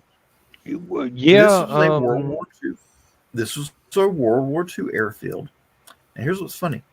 You see these concrete areas here they haven't done anything with, here and here? Yeah. Those were Zeppelin hangars. Wow. The Hindenburg used to land here. And to give you an idea of how cool this is, let me see if I can find it here real quick. There we are. Okay. All this buildings and stuff, most of the buildings in here are new, but that is the control tower for landing the Zeppelins. It's on their version of the historical. See if I can find it. And you can see how it's a control tower and it's a historic building in Berlin. But they've torn down most of the Zeppelin stuff except for that. There's actually a company that builds Zeppelins that had a building over here for a while. I don't know where they are now, but apparently they're. That might be it there, actually. Yeah, it seems big enough. Well, it's too short. but because the buildings were here back when their Zeppelins were huge, and I think they Well, may they just had to be. the They had to be. the Zeppelin company may have left. And all they left, that may be the company that's doing the solar panels. But Yeah. it's kind of funny to see how. Back in the day, the world supply of helium for Zeppelins came from Texas. So Germany was restricted to hydrogen, which could be manufactured by electrolysis and or otherwise harvested. And the thing is, as we found out with the Hindenburg, hydrogen is extraordinarily flammable. Helium is I'll non-flammable. tell you a story. It takes 3 times as much surface area in a Zeppelin to use helium All right. than it did hydrogen. Let me tell you a funny story. So that was the rifle range, by the way. Where that place. But we used to train a lot in this forest called the Grunewald, and got the Havel, which is the big lake / river over here. Then you got let's see, where is it? Peacock Island. That's Peacock Island, I think. No, that's Peacock Island is over here. It's the Wannsee. If you ever heard about the Wannsee conference, it took place somewhere right about there, as a matter of fact. Yeah, exactly. That was the building where they had the Wannsee conference where they figured out how to kill Jews. Okay, terrible thing. But here's what's funny: after the war, they turned this into the American recreation area. This beach and this building were all where you went to rent boats and go swimming. So, Oh wow. Tell me about it. But anyway, see this little island up here? We were doing a training mission, and the mortar platoon that I was in had to be the bad guys. And all the other, there was in our company, you had 3 line platoons of infantry, a headquarters platoon, which basically ran stuff, and a mortar platoon. The headquarters platoon was kind of refereeing this thing and making sure all the supplies and food got to where it needed to go. And the 3 infantry platoons went out and did their jobs. The mortars platoon got to be the bad guys. They told us to go out here somewhere and set up, and the idea was we were to simulate firing mortars from our position, and the infantry would try and hunt us down and eliminate us. Okay. So they know we're out here somewhere. They don't know where. And there's you can't really see it in this picture, but there's a big ridge line runs along here and then drops down into the lake here. So we were sitting down here, and we're driving down through here one day. We were sitting here trying to figure out where we could hide. We came up with this idea. There's this island out here. Of course, you only get to it on a boat. Well, we're in armored mortar carriers, which are like 113s, but with the mortar sticking out of the back. And they're supposed to be somewhat amphibious, and they can swim. I said, well, somewhat. Set up. No, they'd figure that out. And besides which, the island is private property. We can't go out there. She said, So we went in and we greased all the seals on the vehicle. Oh my gosh. We greased all the seals on the vehicle that would hold the water out. And we swam our vehicle. We were on this road and we swam our vehicles out. Let me see if I can find it here. To about, it's fairly shallow in here. We swam our vehicles out to about right here. We're still sitting on the bottom, but the water comes up to right now, like 3 or 4. If a boat had ridden by really fast, they'd have swamped our vehicles. So we set up all 3 vehicles out here, and we set up our camouflage nets around the vehicles. We look like a small island sitting out there. And if you looked at us from the shore, we blended in with this island back here. You couldn't see us at night.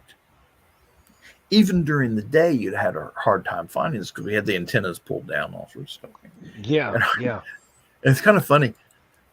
The grader who was with us, he says, y'all can't do this. He says, are you going to come out with us or are you going to stay on shore and watch? I said, I'm coming out with you.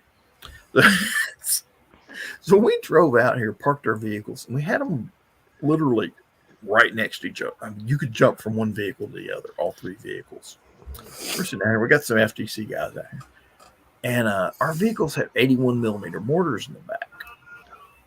We got this big metal can up on the front of the vehicles. And every so often, if we want to fire a mission, okay, the rules of this game are every time we fire a mission, we have to throw a grenade simulator into this metal can and detonate it so that the infantry soldiers who are hunting us can figure out where the shot came from so that they can hunt us and find us, which is great. So every so often we'd fire a mission and the grader would pull a grenade simulator out, toss it in that can. We'd all duck down. Boom! And you can't see Oh, it. shit. All these infantry soldiers that are running around in this wood, over these hills, down these cliffs, and all this sort of stuff like that, would come running in that direction. And you could, it's hilarious, you could see them along this road and along this shoreline looking for us because they thought we were in this area. Okay. We're out here. Damn near underwater. Damn near underwater. Now, here's what's funny. We have to, one of the vehicles has to keep its bilge pumps on to keep the water out. The other two vehicles are fairly well sealed, but we had this one vehicle, I don't know why, but he was taking on water pretty constant. So every so often we have to turn on the bilge pumps to dump the water and stuff like that. And every so often we'd have that one was a Ford. we'd have to turn. Well, they're all Detroit diesels actually, but I know, but we'd have to turn on the engines to recharge the batteries because we're out there listening on the radio. We're listening to this whole thing on the radios. Our graders out there listening on the radios. We're listening, or our observer controller, our OC, is out there with us. So somebody call in a mission, we shoot the mission, boom, and all these. And we were watching through night vision goggles. We could see all these infantry soldiers moving along up here. And they were looking for us somewhere along this road, along this beachfront. Never occurred to them to look out here where we were at. And we were just sitting out there, just watching them. And it's like nobody could sleep because we were too busy watching through the night vision goggles as these guys moved up and down the shore looking for us.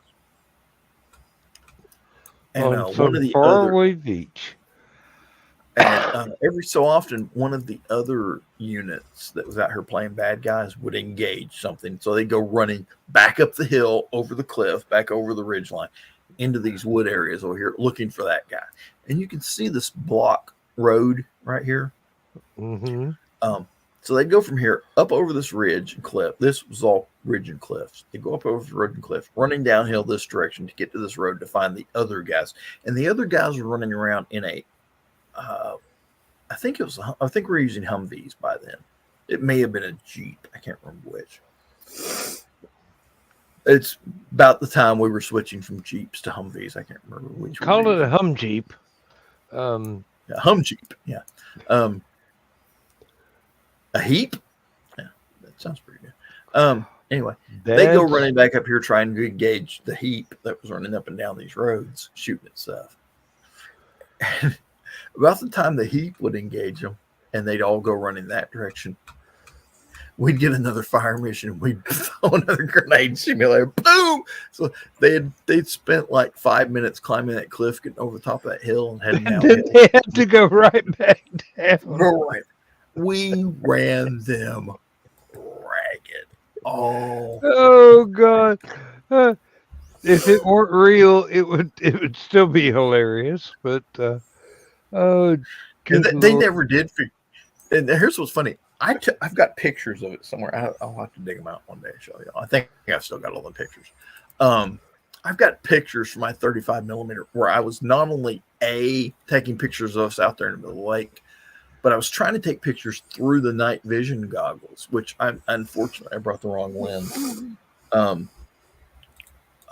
was trying to take pictures of them through the night vision goggles as they were moving along the shoreline, but none of them ever came out worth a damn. So, see, where's the Brits had a training area up here too. I think I won't be able to find it on this map because that might have been it there. That was their It loo- version of It looks well manicured. That's definitely a Brit. that's a war memorial / cemetery there. Oh, let me show y'all. I forgot about this. Let me show y'all the Battlestar Galactica building. Oh, Ooh, that I've would be seen cool. this before. Yeah, it's amazing. Is that it? Or hang on a minute. I'm going to have to go to a regular map because I can't. Wait, maybe I can. There it is. Okay. Hang on a second. I went to a or not a convention, but dang it. That's the Battlestar Galactica building. Holy shit. Wow. And I think you That's can see awesome. how that is their trade center, basically. That That's what looks super cool though. And this is the main, we call this the what do they call it, the something ring. This is their, it's their main loop. It's kind of like 285 in Atlanta. This is the loop that runs around to Berlin, but it's also a racetrack. The A100 Ring Road. Something it's Ringsturm. It's German. It's Ringsturm or something like that. Yeah, But, well, yeah. yeah. I This was is the Battlestar translating it to Galactica building. British. And it's actually it's kind of old now. But back in my day, this was bright white. You could see it from miles away. Wow. That's incredible. It's several trade halls, like a convention center. Yeah. And this is the old funk term Berlin. This was their main this radio station and that antenna you see there back during World War II was one of the most powerful radio transmitters in the world. Was that one of the ones where they sent a signal from something like that and from another one that crossed over at the targets in England, and the German bombers would fly over and hit the crossover point and drop the bombs? Let's put it this way. This was the German propaganda machine right here. Oh, okay. Yeah. Yeah. Hitler's voice went out over that antenna. Not a good pedigree, but still. Well, it was at the time. And it's got that lovely German architecture to it, which is kind of, I say lovely. But the thing is, the Berliners, they really did have good architecture. Yeah, it's like, I don't know what you. It's handicap Greek, but yeah, but you saw this all. Oh, excuse me. It was all over Berlin, and the Berliners have been slowly eliminating it. Buildings that I knew of when I was living there, and a lot of the buildings downtown used to look like that. They're all glass and concrete now. They don't look anything like that. And it's kind of, I don't know, just I hope they don't get rid of all their history that way. Well, yeah. There comes a point where it's history, yes, but it's history we're ashamed of, so we're going to change it. But that's not how the history goes. That's no. This is architecture. History. This is architecture. Oh, not the architecture. Actual history. Yeah. Okay. It's like in Atlanta. How many times has the Civil War museum, the one in the round, I forget what it's called now. I went there on a field trip when I was in high school. Oh God, John, help me out. You're almost there. Cyclorama. How it had been moved from time to time. Same history, just different building. I love that building, even if it is. Even if it That is looks hell, I love it. that's a very snaky building. That looks evil. What I'm trying to find here, there's an area right in here called Embassy Row, and it was where all the embassies were in Berlin before and during World War II. I'm pretty sure, but they've torn down. The Japanese embassy used to be in this area, and it may still be in this area. I'm just having trouble finding it. When I was there, it had gotten bombed during World War II, and it was still just a shell of a building. And I actually went to the basement one time looking at stuff. But Why am I I not think surprised that it got they bombed? torn it down and built a new embassy.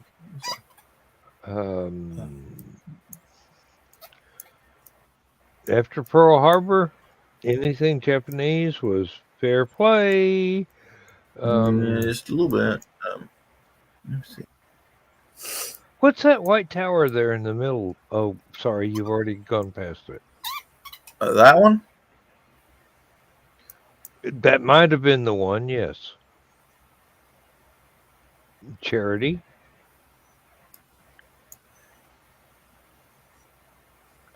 That's a hospital. Oh, okay. Hey. No, I don't remember that one. I just saw it sticking up above everything else, and I'm going, that's okay. That's an interesting building. All of this was empty land back when I was stationed in Berlin. All this is built up. The only thing that's here, let's see, this was this John, this was the Hotel Adler. That's gorgeous. Just out of curiosity, can you zoom down to the Holocaust Museum there? Yeah, right there. Now, this is absolutely awesome. And it is a memorial, right? Yes. And it's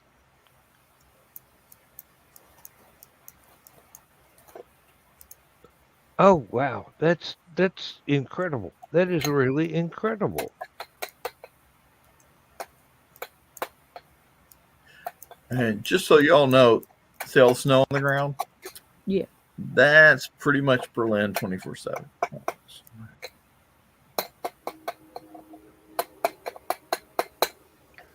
But each section of that is the train's getting closer. I'm trying to remember the term. There was something about it. What each one of those blocks represents. Yeah, that's what I wanted to figure out. Yeah. So they're not tall buildings; they are actual small blocks. Each one of those represents so many people killed. Yeah. And the taller they are, the more people they represent. Mm-hmm. Yes. Okay. Wow. This is one of those things should never be forgotten. No. Memorial to the murdered Jews of Europe. Let's see if I can. 2,710 columns forming a vast maze-like Holocaust memorial with an underground exhibit room. Oh, that's it. Okay. Yeah, that I really was curious about the other times you were showing it earlier tonight. That's astounding. That's amazing. I'm glad it's there.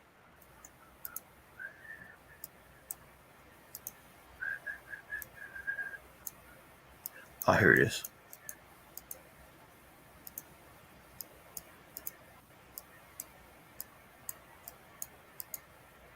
Oh, I can't find the entrance. That's what she said. Pretend it's a D&D game. Look for it where you don't expect Fireball. Oh, sorry. Okay, that's the That does look like a logical underground entrance. I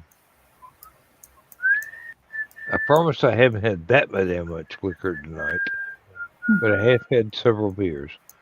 I'm on the other side of tipsy, but I'm coming back down. So. Hey, the symbolism is amazing, and I'm quite glad it's there.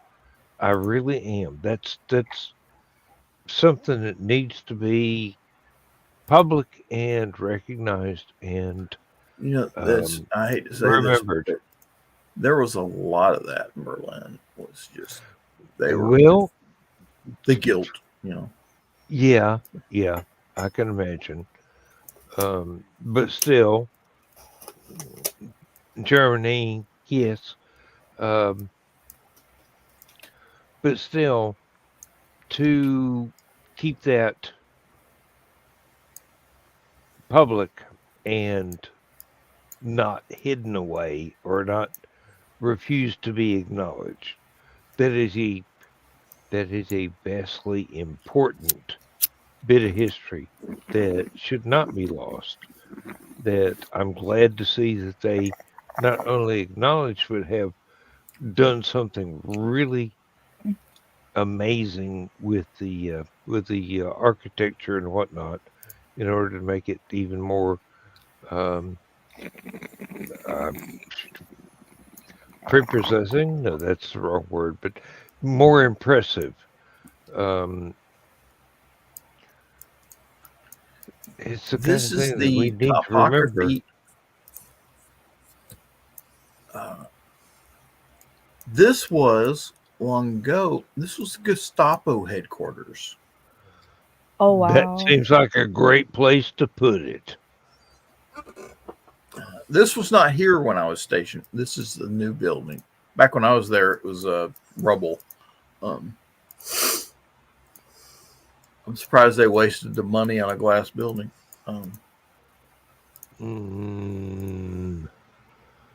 I wouldn't have. I'd have left it rubble.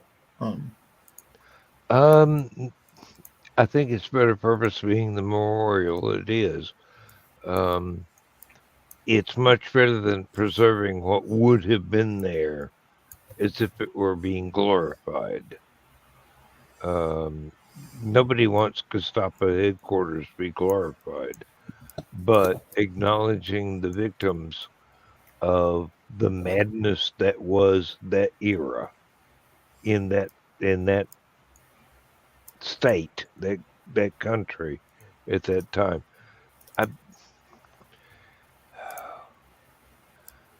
The acknowledgement of it and the memorial is a good thing. The insanity that was World War II will never be a good thing. But, it gives people an opportunity to learn about the reality of what happened and maybe give folks the determination to make sure that kind of garbage never happens again. One can only hope. Yeah. Will the world actually learn that lesson, or are we doomed to repeat that mistake sometime later on? Maybe not in that direction, but in a different one that is equally as abhorrent. I'm getting poetic. Somebody shut me up. Okay, I'll shut you up. We're doomed to repeat it. Honestly, because if people don't learn from history, people don't want to learn from history. If they want to learn from history, we'd be living in utopia. People don't want to learn. You mean period. a dystopia? Dystopian? Well, yeah. Like we're going into? No, we'd live in utopia if people wanted to learn. We don't. Yeah. People don't want to learn. They get comfortable, and they get so comfortable where they want to be. They don't want to hear how they're wrong. Yeah, and there are so many things, so many things from not only that era of history, but earlier and later, that it's just, it can be so shocking, but it's still necessary to be there. Um, um, All right. the Go ahead, go ahead, go ahead. I was about to go off on a tangent, but you All reined right. me in The- time. These buildings, every building you see here is pretty much here. That's a new building. That's a new building. This is a new building. This U-Bahn station, you weren't allowed to go into most of it back in the day because this was in East Germany. But the entrances into it, you could get into entrances to it from the West German side. So it's like half open, half closed. It's kind of weird. The Berlin Wall ran right down here. Hitler's bunker used to be right in this area. As a matter of fact, where the Holocaust Museum is was supposedly on top of where Hitler died. In theory. In theory. Now, somewhere underneath here, okay, the wall ran down through here, and you can't see it. Maybe you can. Let me see if I can find one. I bet I can't. But back then, the Berlin Wall ran right down that street. The Berlin Wall was over here, and you could walk on that walkway over here. This one was where the Berlin Wall, basically where that bicycle is, was the Berlin Wall. No, actually, we're not sharing your screen right now, so Oh, am I not? Oh, I'm you sorry. haven't been for a little bit. My bad. I've been showing y'all stuff for like 5 minutes, and y'all ain't seen none of it. Sorry. I have seen it, but I'm going. We've seen part of it, but Why hasn't John shared this? But no, yeah. I accidentally X'd out of it. Okay. The Berlin Wall ran right down through here. Okay. They put trees in where these trees weren't here when I was a kid. And let's see here if I can find. Okay, that's the wall over there. Porta toilets new. Anyway, let me see. Yeah, there weren't any of those. Oh, here we go. All right, here's what I'm looking for.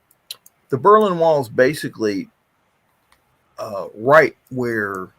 Well, I actually see those marks on the ground. That's pretty much the Berlin Wall right through there. Yeah, yeah.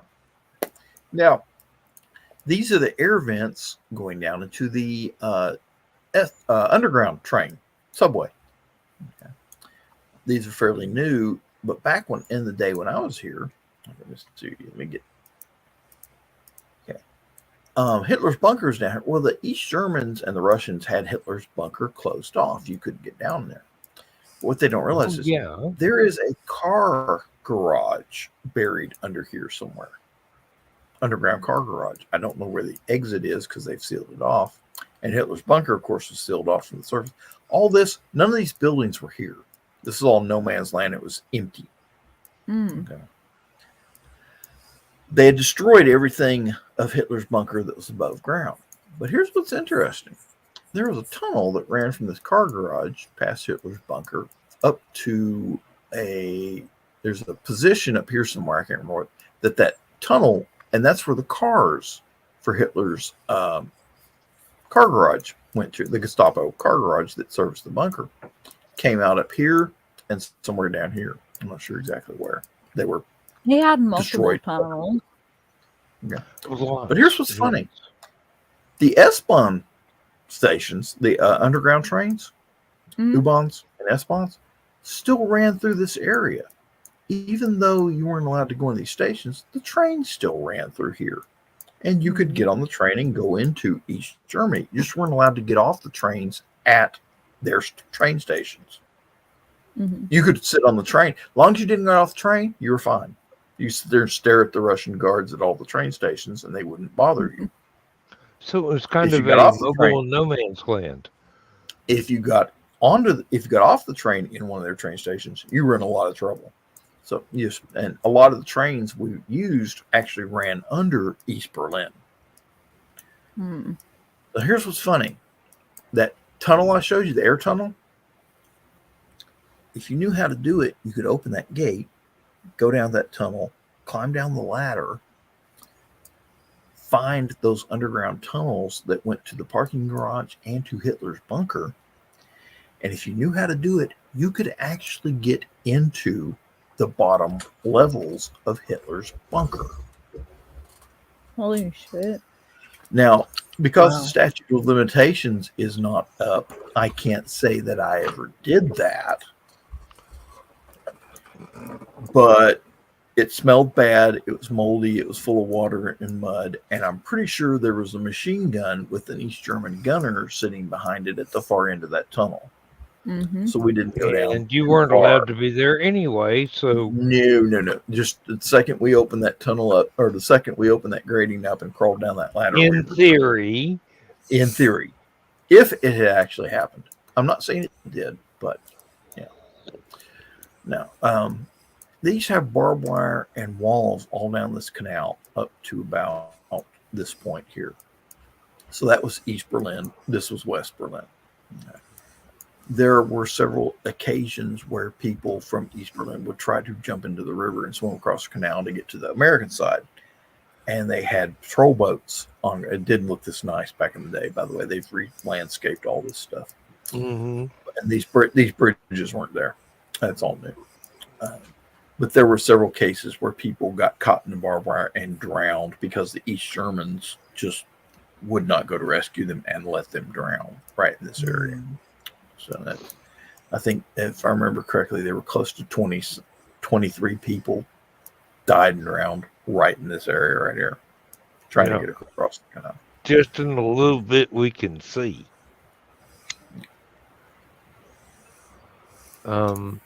Now, John, I want to thank you I'm because curious to what Checkpoint Charlie looks like. Hey, they've actually got a checkpoint in there. See here. That's sort of the right sign, except that one's a lot prettier than the ones we had.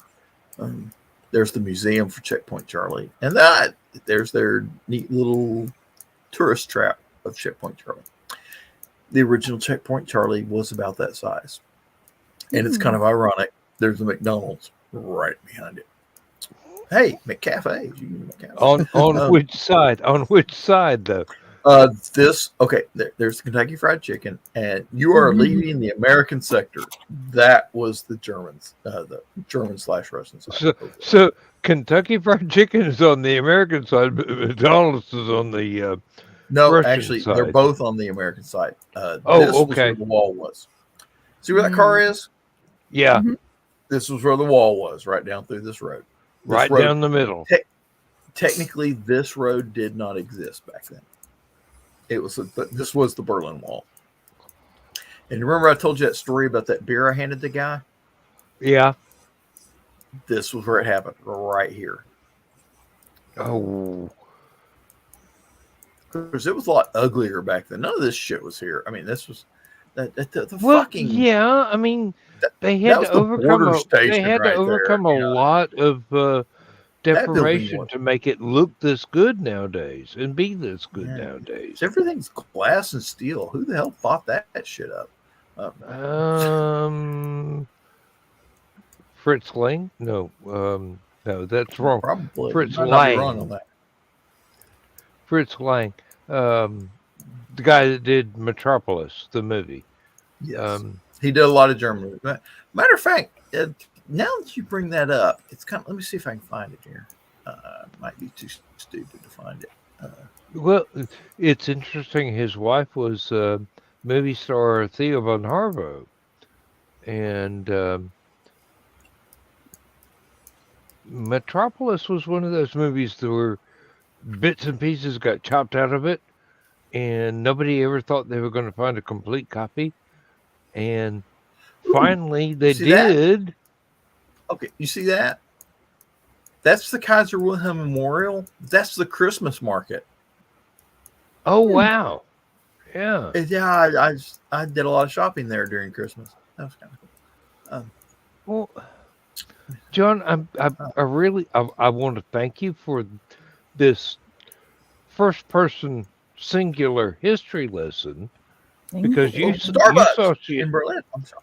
You saw shit change yourself. Oh you were there. You know, does that look like a Mercedes bus to you? No. I No. don't know No, what a it's- Mercedes bus looks like, It, so I it is can't say. Mercedes. It is a bus. I think it's a bus, but that was not what they looked like when I was stationed there. Okay. I know what I'm looking for. Let me see if I can. Give me a moment because I'm trying. Oh shit! Went from winter to spring just that damn quick. Yeah, across the There's- road, you're suddenly in oh my god! They've got Russian a control Five Guys Germany. burger place. Oh my God! How? Yep. Boy, that hurts That's right there seeing that. I mean, no, that's got to be on the Russian side. no, this is downtown Berlin. Oh, Haagen-Dazs. Ooh, I saw that. What I'm looking for is I'm looking for the old UFA theater because you were talking about Fritz Lang, the theater where his shit originally was debuted is right down here. I think is that it? Could be. Cinema. Yeah, that's it. That's it. That's the place, but they've changed it too. Somebody bought them. They got bought out by the Chinese. God damn it. No, the French. That'd be even worse. I can just imagine a French businessman going, "Oh, we're going to buy Russian German stuff in Berlin. Revenge is sweet." No. Now, if you have never experienced the awesomeness that is Metropolis, the way back when 1920s movie, and it perfectly encapsulates the sort of thing that They moved factory. It ain't what it used to be. Damn it. It perfectly encapsulates the sort of thing that early industrial revolution factory workers went through as their normal lifestyle, but exaggerates it so much that it's very poignant. I highly recommend it. There is a version that is colorized with Queen doing the soundtrack Oh wow. Yeah, for a if you're on silent YouTube, movie. For a I silent don't movie. think they've never actually found the whole movie, from what I understand. Yes, they have. But they But redid it. they With had- all, it's kind of like Doctor Who. They redid it with all the leftovers. They had to And piece it got together Queen to do from the soundtrack. several different things, and there was a version of it was incomplete at the time, but they got Queen to do a soundtrack to that particular incomplete version. It has since been totally completed, but with as it was totally silent movie with subtitles, and it's both awesome and terribly frightening because you can see the parallels between what we live with today, people that work in factories like myself, and the different classes of society, some elite and some definitely not. And it's just one of those statements. It was made in the 1920s and it's still relevant today. You can look it up It on YouTube. really is. I think. Yeah, you can probably go to YouTube and find a complete edit to watch with or without any soundtrack. And it's like closest parallel I could draw to it was H.G. Wells' movie, a movie made from an H.G. Wells story, Things to Come, which is like 2 days long, and very involved, and still very excellent. But it is a product of its time, and at the same time, Metropolis is still relevant today because there's so many things that still echo in our modern society.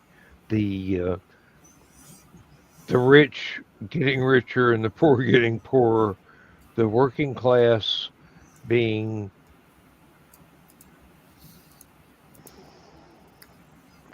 thought of as automatons Yeah. while they are still living, breathing human beings. The on the edge of what was then a revolution, what would now be, hey, we're forming a union and you're going to have to deal with that because now together, all of us, we have enough lawyers to be able to deal with Get you on it an done. equal Yeah. basis with your lawyers. And it's a profound social statement. I'm waxing poetic. I'm sorry, but You're perfectly fine. it's a history lesson. It might not be for the length of the movie because it was a very long movie.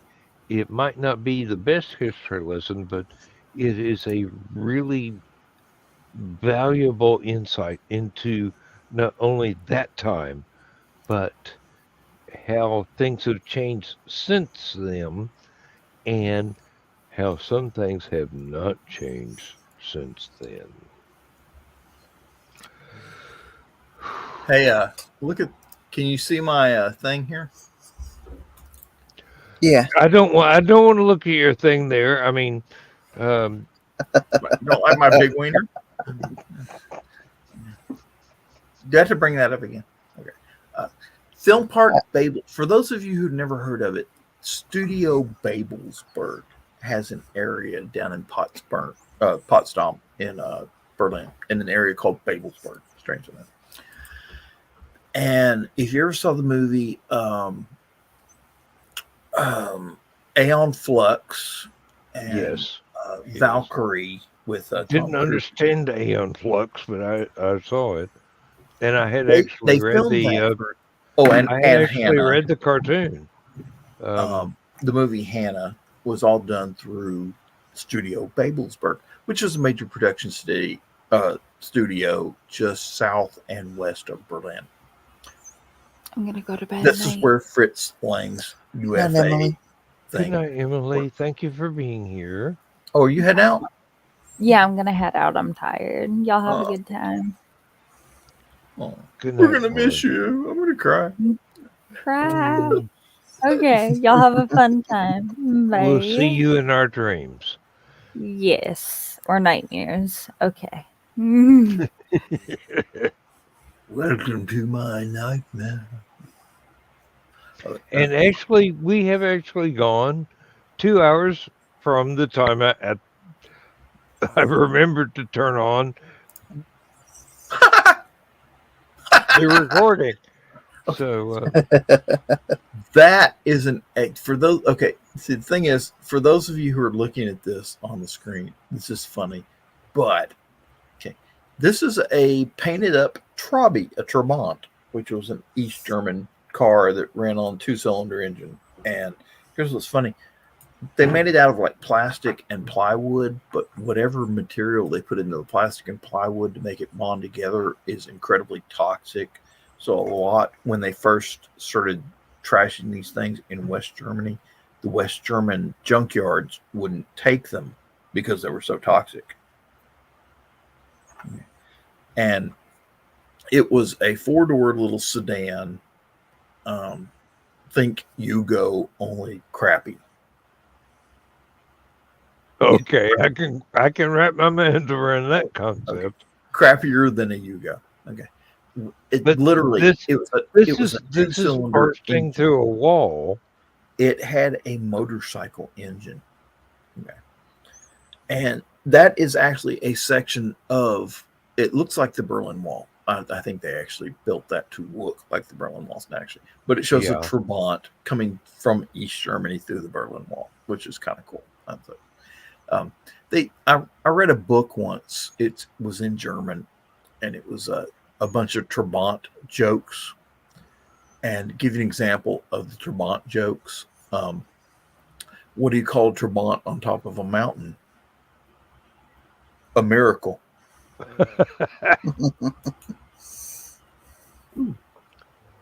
Oh, yeah. Studio Babelsberg does a lot of World War II stuff too. So, anyway.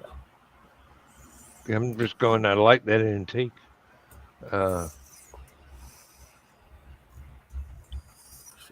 Ooh, they grow their own marijuana. How cool!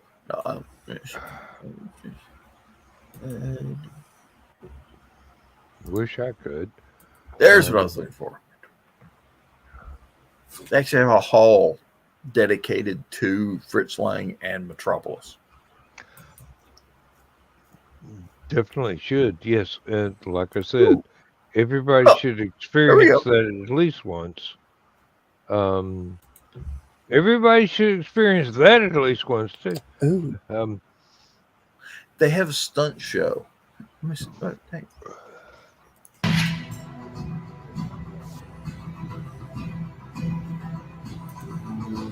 You guys know that. Okay, hang on a minute. 5, 4, 3, 2, 1.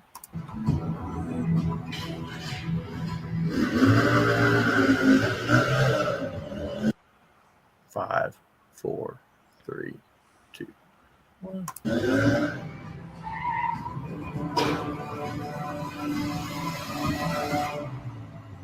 Five. You're being very, very careful that we don't get copyright struck. Exactly. Yeah. Fuck those fucking fucks.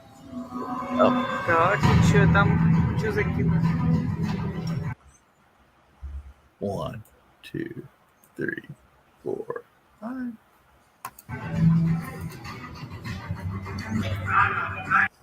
All right. Enough of that. Anyway, that's a stunt show that they, it's kind of like Disney. They show off. Yeah. I've seen similar, but not with that theme before. If you ever get a chance, look up, go to IMDb, look up Studio Babelsberg, and you can see all the different movies that were made there since the Berlin Wall dropped. So, I always said, there was a writer named Cornelius Ryan, and during World War II, he worked for British intelligence, and he got into it right at the end of World War II. And after World War II ended, he got tasked with helping to write the history of World War II for the British military. And he would go through and he would interview all these people, American, British, French, Germans, Russians, everybody that had fought in World War II. He would go in and interview them, listen to what they said, take notes. And then he would go back and make a questionnaire. And then he'd go back to the same people he'd interviewed and give them the questionnaire, have them fill out the questionnaire, read through the questionnaire, take a few notes, go back and give them another questionnaire, depending on who it was and what he asked, and get the questionnaire back. And he would get these very detailed descriptions from the people that were actually there in World War II, what had happened. And he wrote 3 books based on the notes that he took, questionnaires. The first book was The Longest Day, which got made into a movie with a all-star cast. Second movie was A Bridge Too Far. Yes. Which got made into an all-star movie about World War II. The third book, The Last Battle, was about the battle for Berlin, mostly Russian and German. Very little American, British, and French involved. And for some reason, that movie never got made, or that book never got made into a movie. I always thought that I would love to see Tom Hanks and Steven Spielberg get together and make that movie with an all-star cast, just like Longest Day and Bridge Too Far. But what I wanted to do, if I were organizing this whole thing, Tom Hanks would play Dwight Eisenhower, Supreme Commander of Allied Forces. Yes. It's a small role, but important. Spielberg would be the overall director of what direction the movie went into. Then I would get one German director and two Russian directors. And the thing was, you had the Germans defending Berlin and the Russians were attacking Berlin. Well, they actually had three generals attacking Berlin. One from the north, one from the center, one from the south. And they were all, Stalin had them competing against one another. That is stereotypical for Russia. To get, and basically, whoever gets Berlin wins. So you had Zhukov and Konyev, and I can't remember the third guy. But you had these three generals coming in. And what I wanted to do was actually pit the German director against the two Russian directors directing their various roles differently. So you've got the one Russian director trying to push his troops in one direction, another Russian director trying to push his troops from the other direction, and the German trying to defend everything. Of course, you might have to have two German directors and get everything basically played out through Studio Babelsberg with the battle scenes and stuff like that, and the scenes in the bunker. It's a lot of stuff like that. But the stuff, and basically show the Russian parts through the eyes of the Russian directors, and the German parts through the eyes of the German director. And the Americans are like, if you don't know what happened, and it's part of the book actually, the Russians captured, incidentally, the plans that the Americans had for occupying Europe after World War II. And there were three plans, and the Russians got copies of all three of them.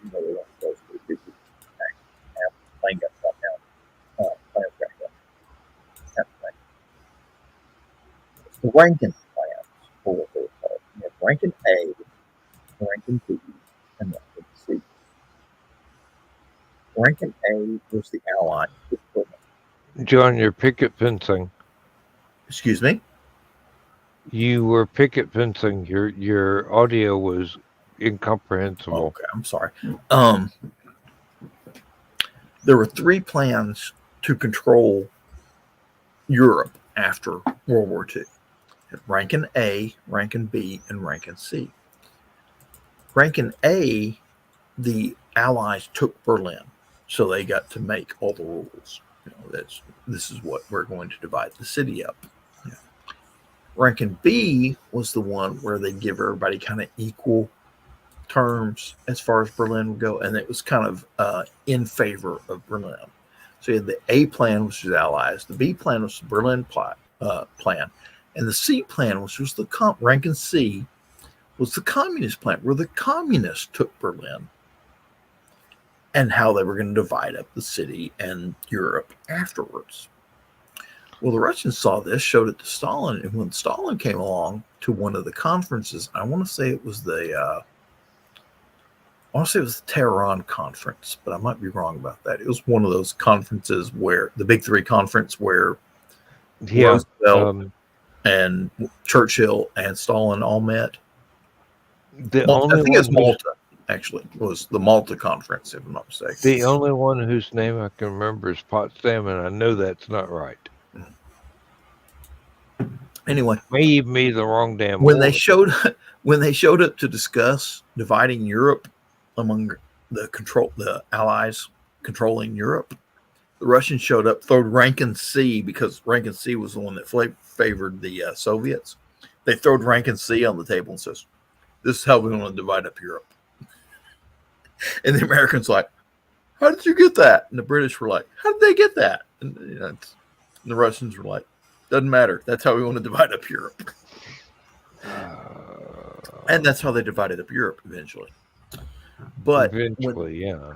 Well, when the Russians came up with the rank and seed plan and said, this is how we're going to divide up Europe, the Americans were like, okay, if you want to divide up Europe that way, we're going to stop at the Oder River and you can take Germany. We're not going to waste any of our troops killing Germans. If you want that plan, you have to waste your troops killing them. And rank and C cost the Russians at least 1 million soldiers. Yeah, I can see that. So could the Russians.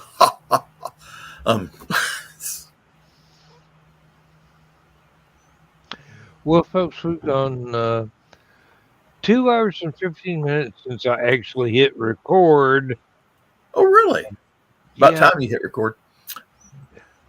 So, oh, speaking of which, if we had an hour and 20 minutes that y'all will never see because I forgot to hit the start button.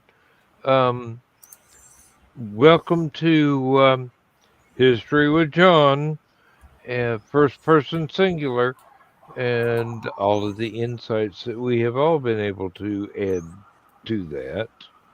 And John, so what you're saying is something? You want to end the show and go to bed. Pretty much. Yes. Yeah. And Kerry, yeah. How long have you been on here, Kerry? Because I've been poking at maps. I'm sorry. I hate to say I monopolized Dan's show, but hey, it's okay. I didn't have anything to say. You're good. All right. Well, I will say a few things before we log off for the night. One, I hope all of you have a happy new year. Two, sometime tomorrow, I've got to prep some beans, black-eyed peas, and collard greens, and some ham. I didn't want to do ham hocks this year, so I did pork chops and salted pork. So I'll put the salt pork in the collard greens. Hey, that won't be bad. That will not be bad, believe me. No, do not. Not if I'm cooking it. I feel terrible. I made for Christmas. I cooked a ham. Well, not a whole ham, but a boneless ham loin, spiral cut. Yeah.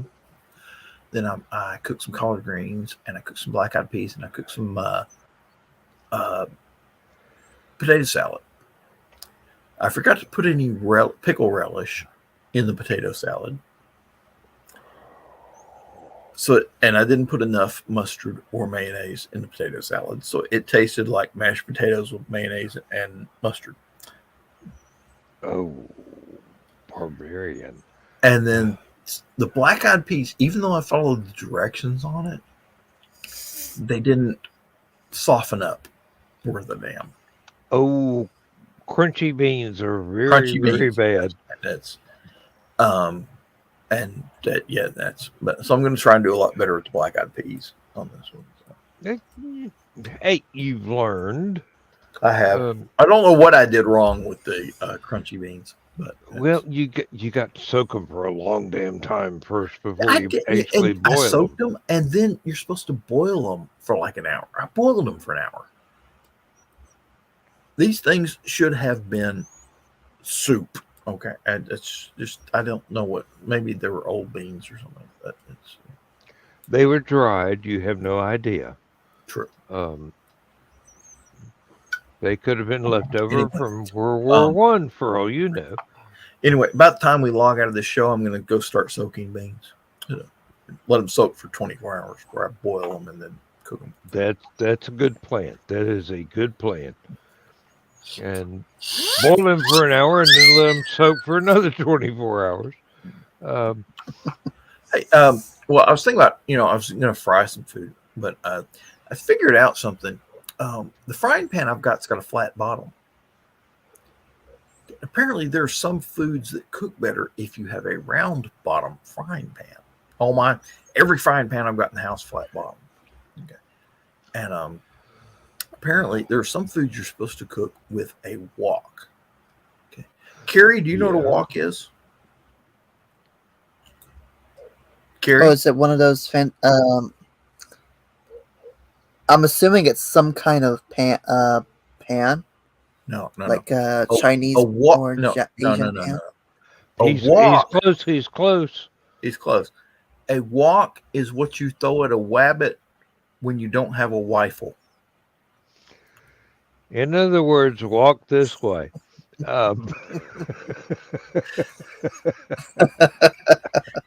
Hey, it's your fault, Carrie. You got me started on dad jokes. Okay.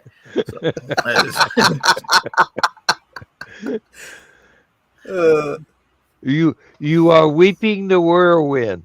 yes.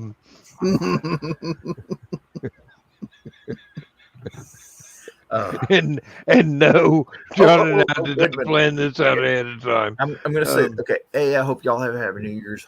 2, I hope you eat the New Year's food. 3, go to the Stupid O'Clock group page, both Carrie and Dan. The 2 things you have to look. 1, look at what was it? Evil Humans. It's a YouTube link that I posted on Stupid O'Clock. It's a short story that some guy wrote, and he's reading the short story. It's hilarious. No, I'm sorry, not evil. Dangerous Humans, I think is what it's called. Okay. 2, that joke I told you about a walk is what you throw at a wabbit when you don't have a rifle. It's also on there. Yeah, I'm sorry. I'm just gonna every week I'm gonna put a new dad joke on there as soon as I find it. It's your fault. It's your fault. You started this. And folks,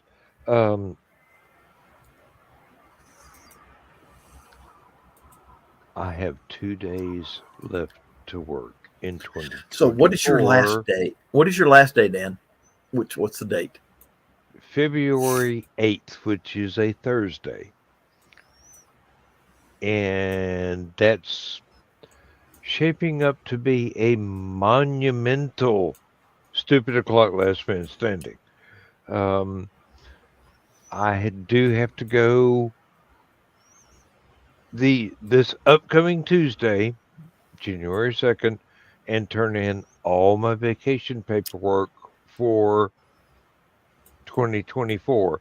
Take all 5 weeks vacation, and then come in February and go, bye.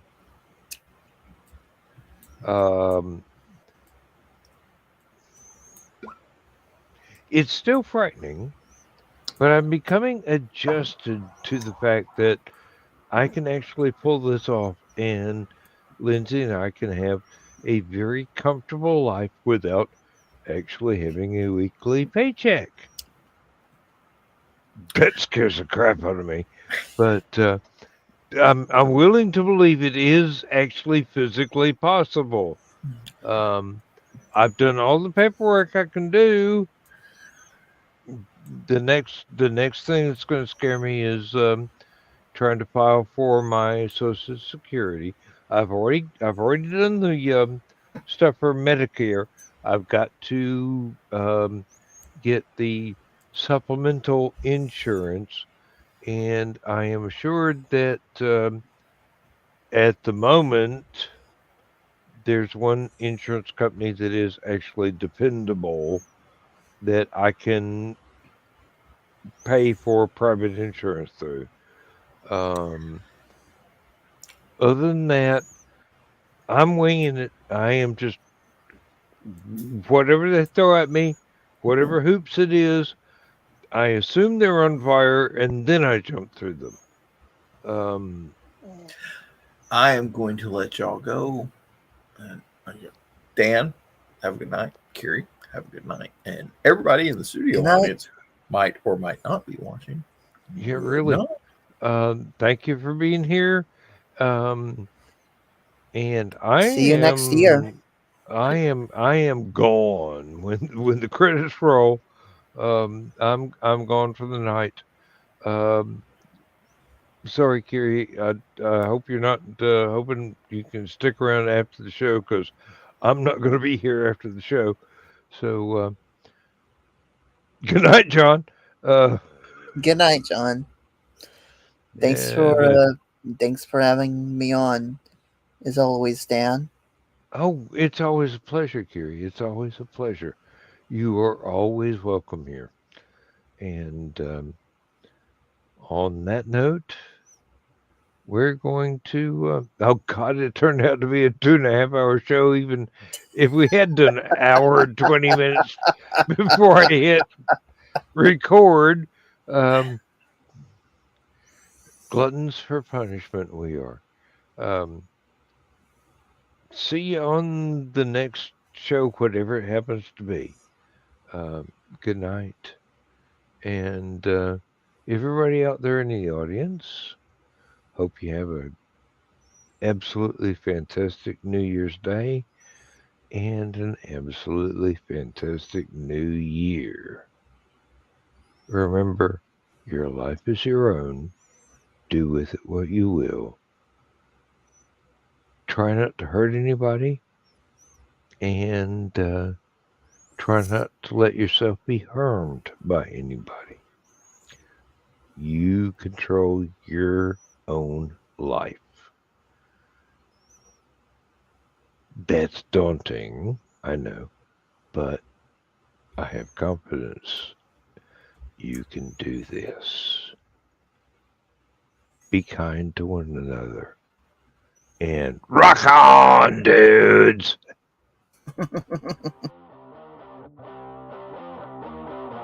Transmission overload. System will shut down.